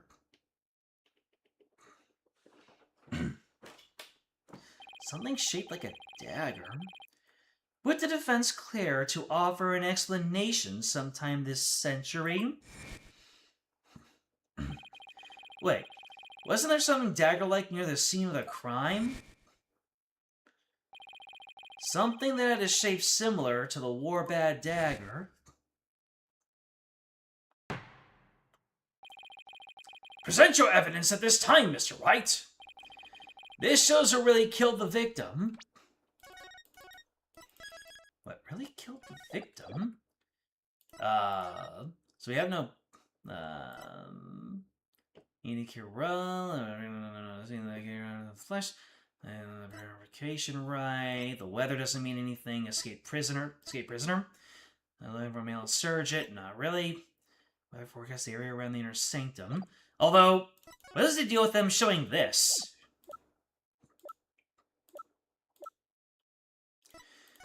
Let me see here. So they showed me this. This must have been a lamppost. We had the broken lantern. We had the curtain. The statue. Statue. Oh! Oh! Oh! So, the slab was falling, he backed up. Yeah, so... Oh, and that thing can turn around! Okay, this might be what we're after here. So, this shows what really killed the victim. Take that!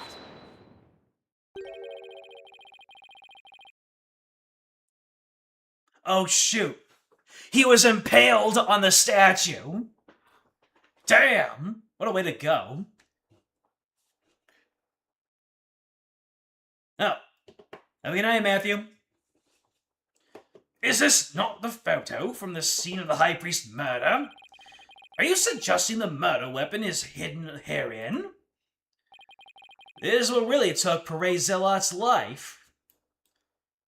And that's why the statue is so dang bloody. But that is the Warbad statue? Exactly. The Warbad statue has dagger-like feathers protruding from it. That is what really took the victim's life. You imbecilic fool! The statue is outside of the hideout! How do you propose it impaled someone who is inside? Haven't you heard? The Warbad statue also functions as the hideout's door. What do you mean? The statue can pull a complete switcheroo. A switcheroo? To put it simply, it's a revolving door.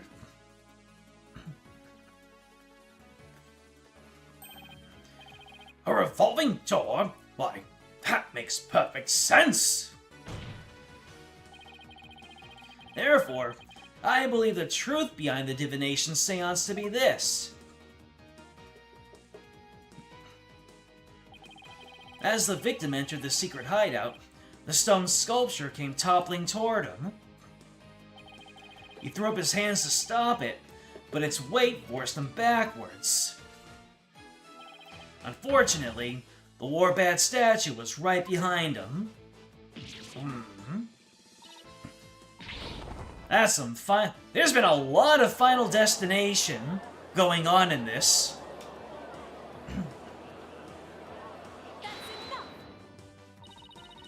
But the accused's fingerprints were found on the dagger.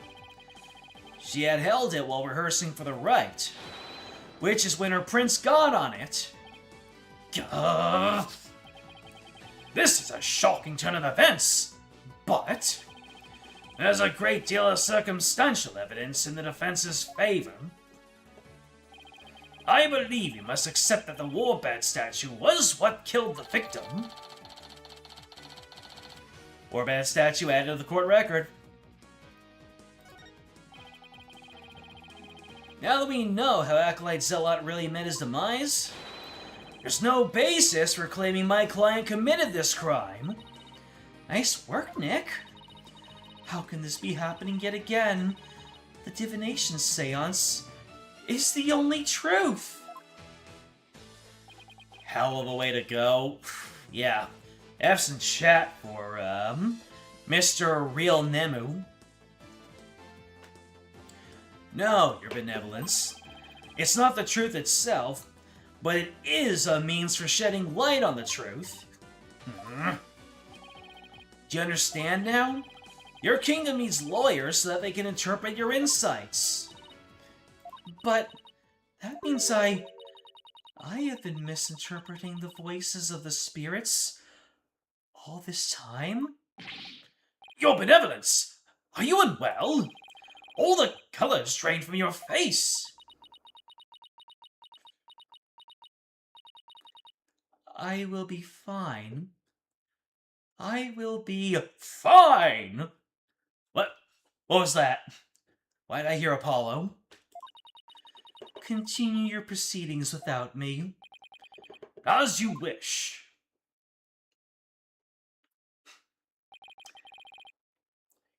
She's 0 and like what? 0 and 3? 0 and 4? I feel kind of bad for her. Now then, I would have the defense continue. Please explain what you have actually learned now that we know how the victim actually died. Acolyte Zealot was killed in the hideout before the High Priest's murder. That means the body found at the Plaza of Devotion was moved there by the real killer. But only after the war-bad dagger was thrust into him to make it look like the murder weapon. That does seem to agree with what we now know. But why would the real killer go to such lengths? I believe stabbing Acolyte Zealot's body with a dagger and moving it to the plaza was... Let's see here. A warning from the Twilight Realm, a crime to make it look like a serial murder. It was an attempt to make my client look like a serial killer. That's right. The real killer planned all of this. This forged serial murder case. They did? That's it, Nick. Keep hammering away. Oh boy. What is he building up to? Your reasoning has more holes in it than that cheese you foreigners so enjoy. What? Like those putrid, hole-riddled clumps of curds that only a rat like you could love. Your reasoning, much like your putrid, hole-riddled brain, has putrefied. Stay putrid one more time. Let's just deal with things going putrid. You have yet to overturn my argument that the accused is the killer. A careful analysis of the chain of events up to the killing exposes the truth as follows. Ding! Disguised as Lady Kira, the accused found the rebel hideout the day before the rite. But Acolyte Zealot had followed her there after noticing her suspicious behavior. Caught by surprise, She pushed the stone slab toward him, and we know the rest.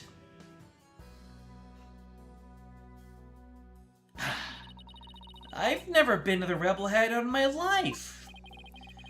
When the high priest arrived at the sanctum the next day, he realized what she had done.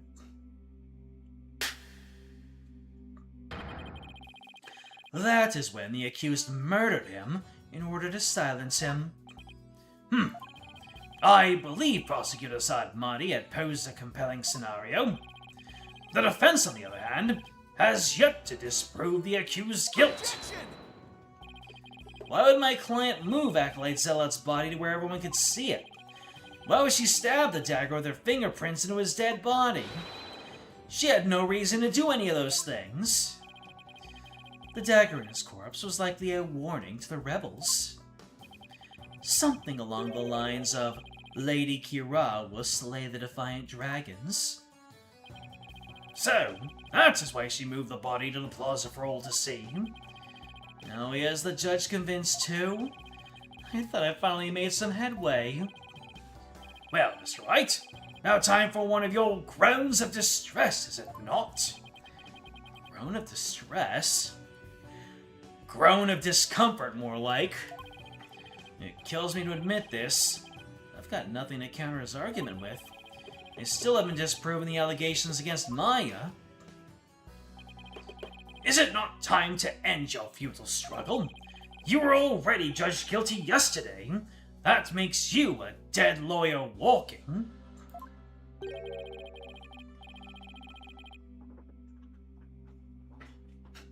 He seems to love the word putrid.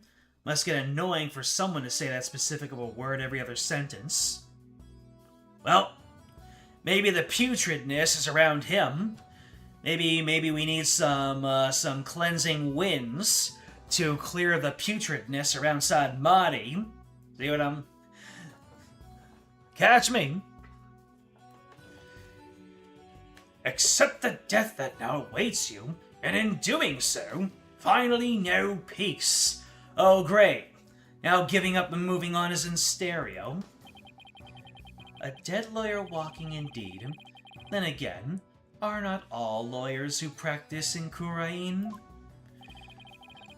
I must admit, I misspoke earlier.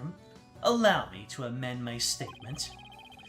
I had said the defense's reasoning had a putrid cheese-like smell, but I now realize the stench was from his own putrid body on the verge of death.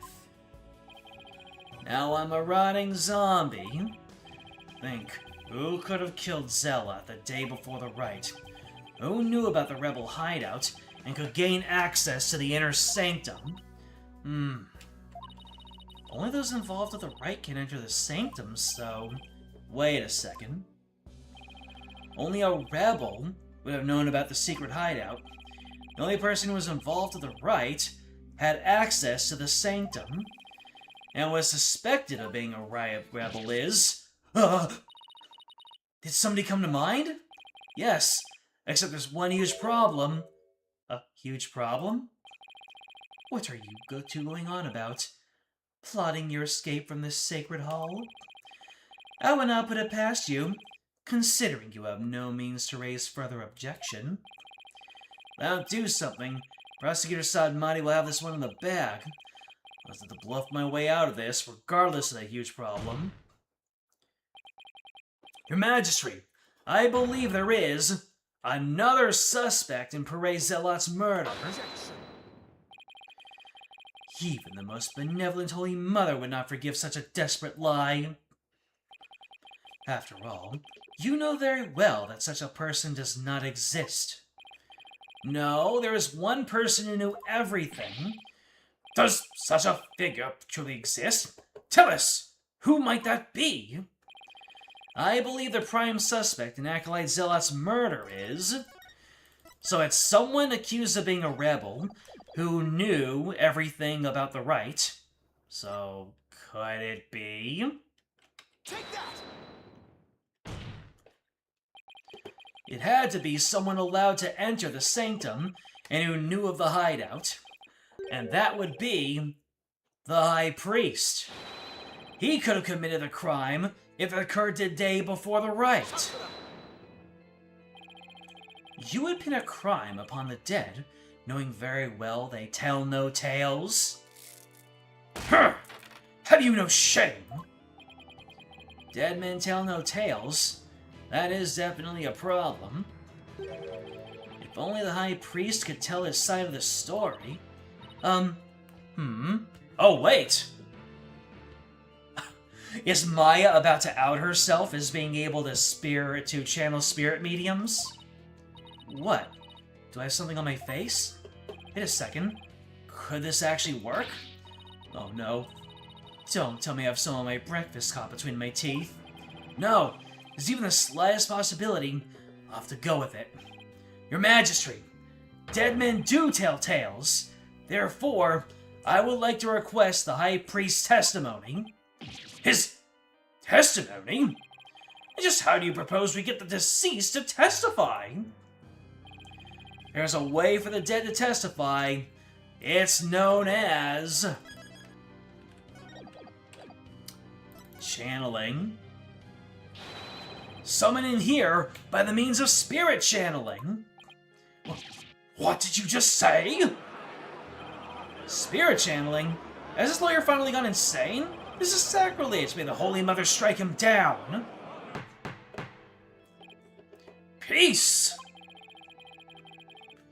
I'm frankly astonished you even know of such a thing. But spirit channeling is a sacred art that only Your Eminence Queen Khura'in can perform.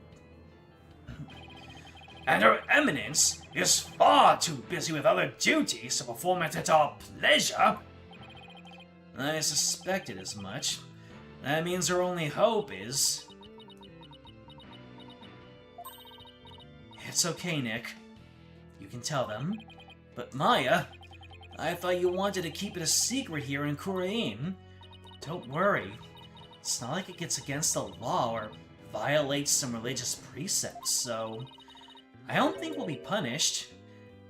At least, I hope not. This is a crucial period for you. It'll decide whether you become a Master of Khura'in. You don't have any other choice, do we?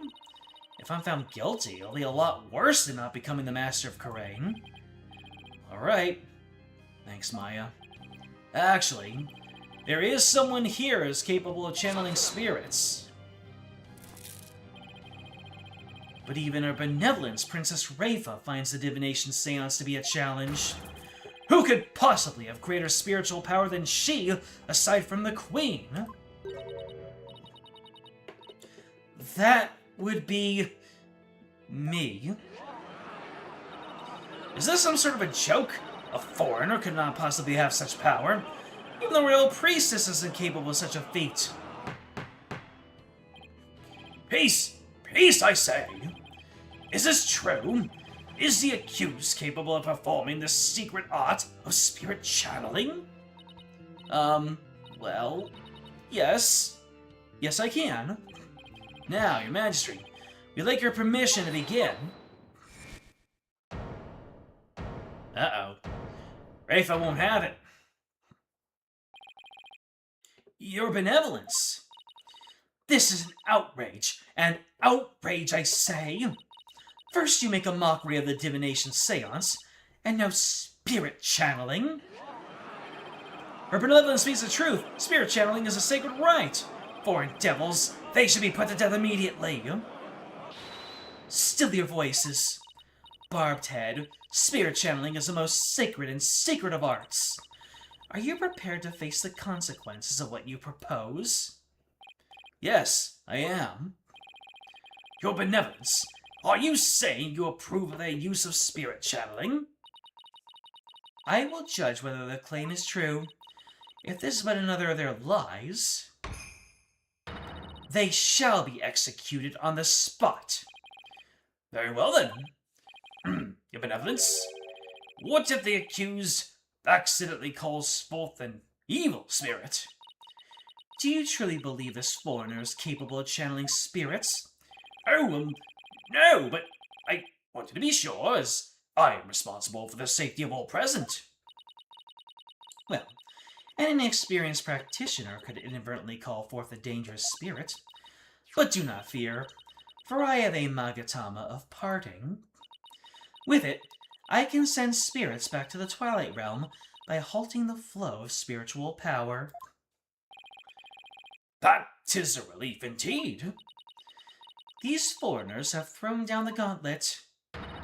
Let us not shirk from their challenge. We must prove them guilty and deliver their last rites. Do I make myself clear, Prosecutor Sadmati?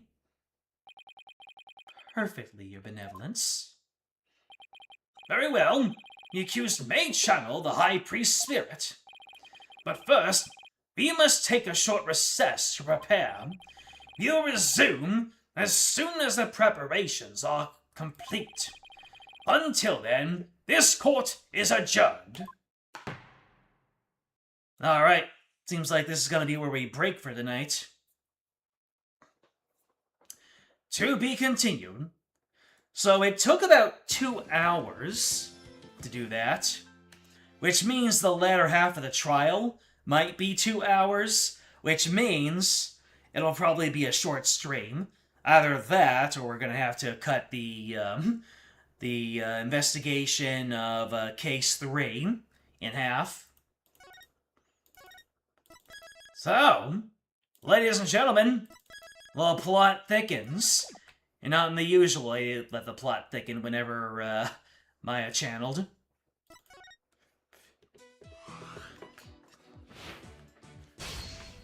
Well, to be fair, the game was only poorly paced because I did not take the chance to take the recesses off. So, I just stubbornly kept on bashing my way through these cases, doing it the entire way through. But, because we went through the entire investigation and then part of the trial, I feel like it's fair to do it. This is a nice way to go through things. Ladies and gentlemen, you're welcome for the stream. Blorf, glad you had a good time. Thank you for Blessings of the Wind. And thank you, if you're watching this stream as a VOD, so you know what to do. Like, subscribe, comment, ring the bell, join the Discord, it is in the description.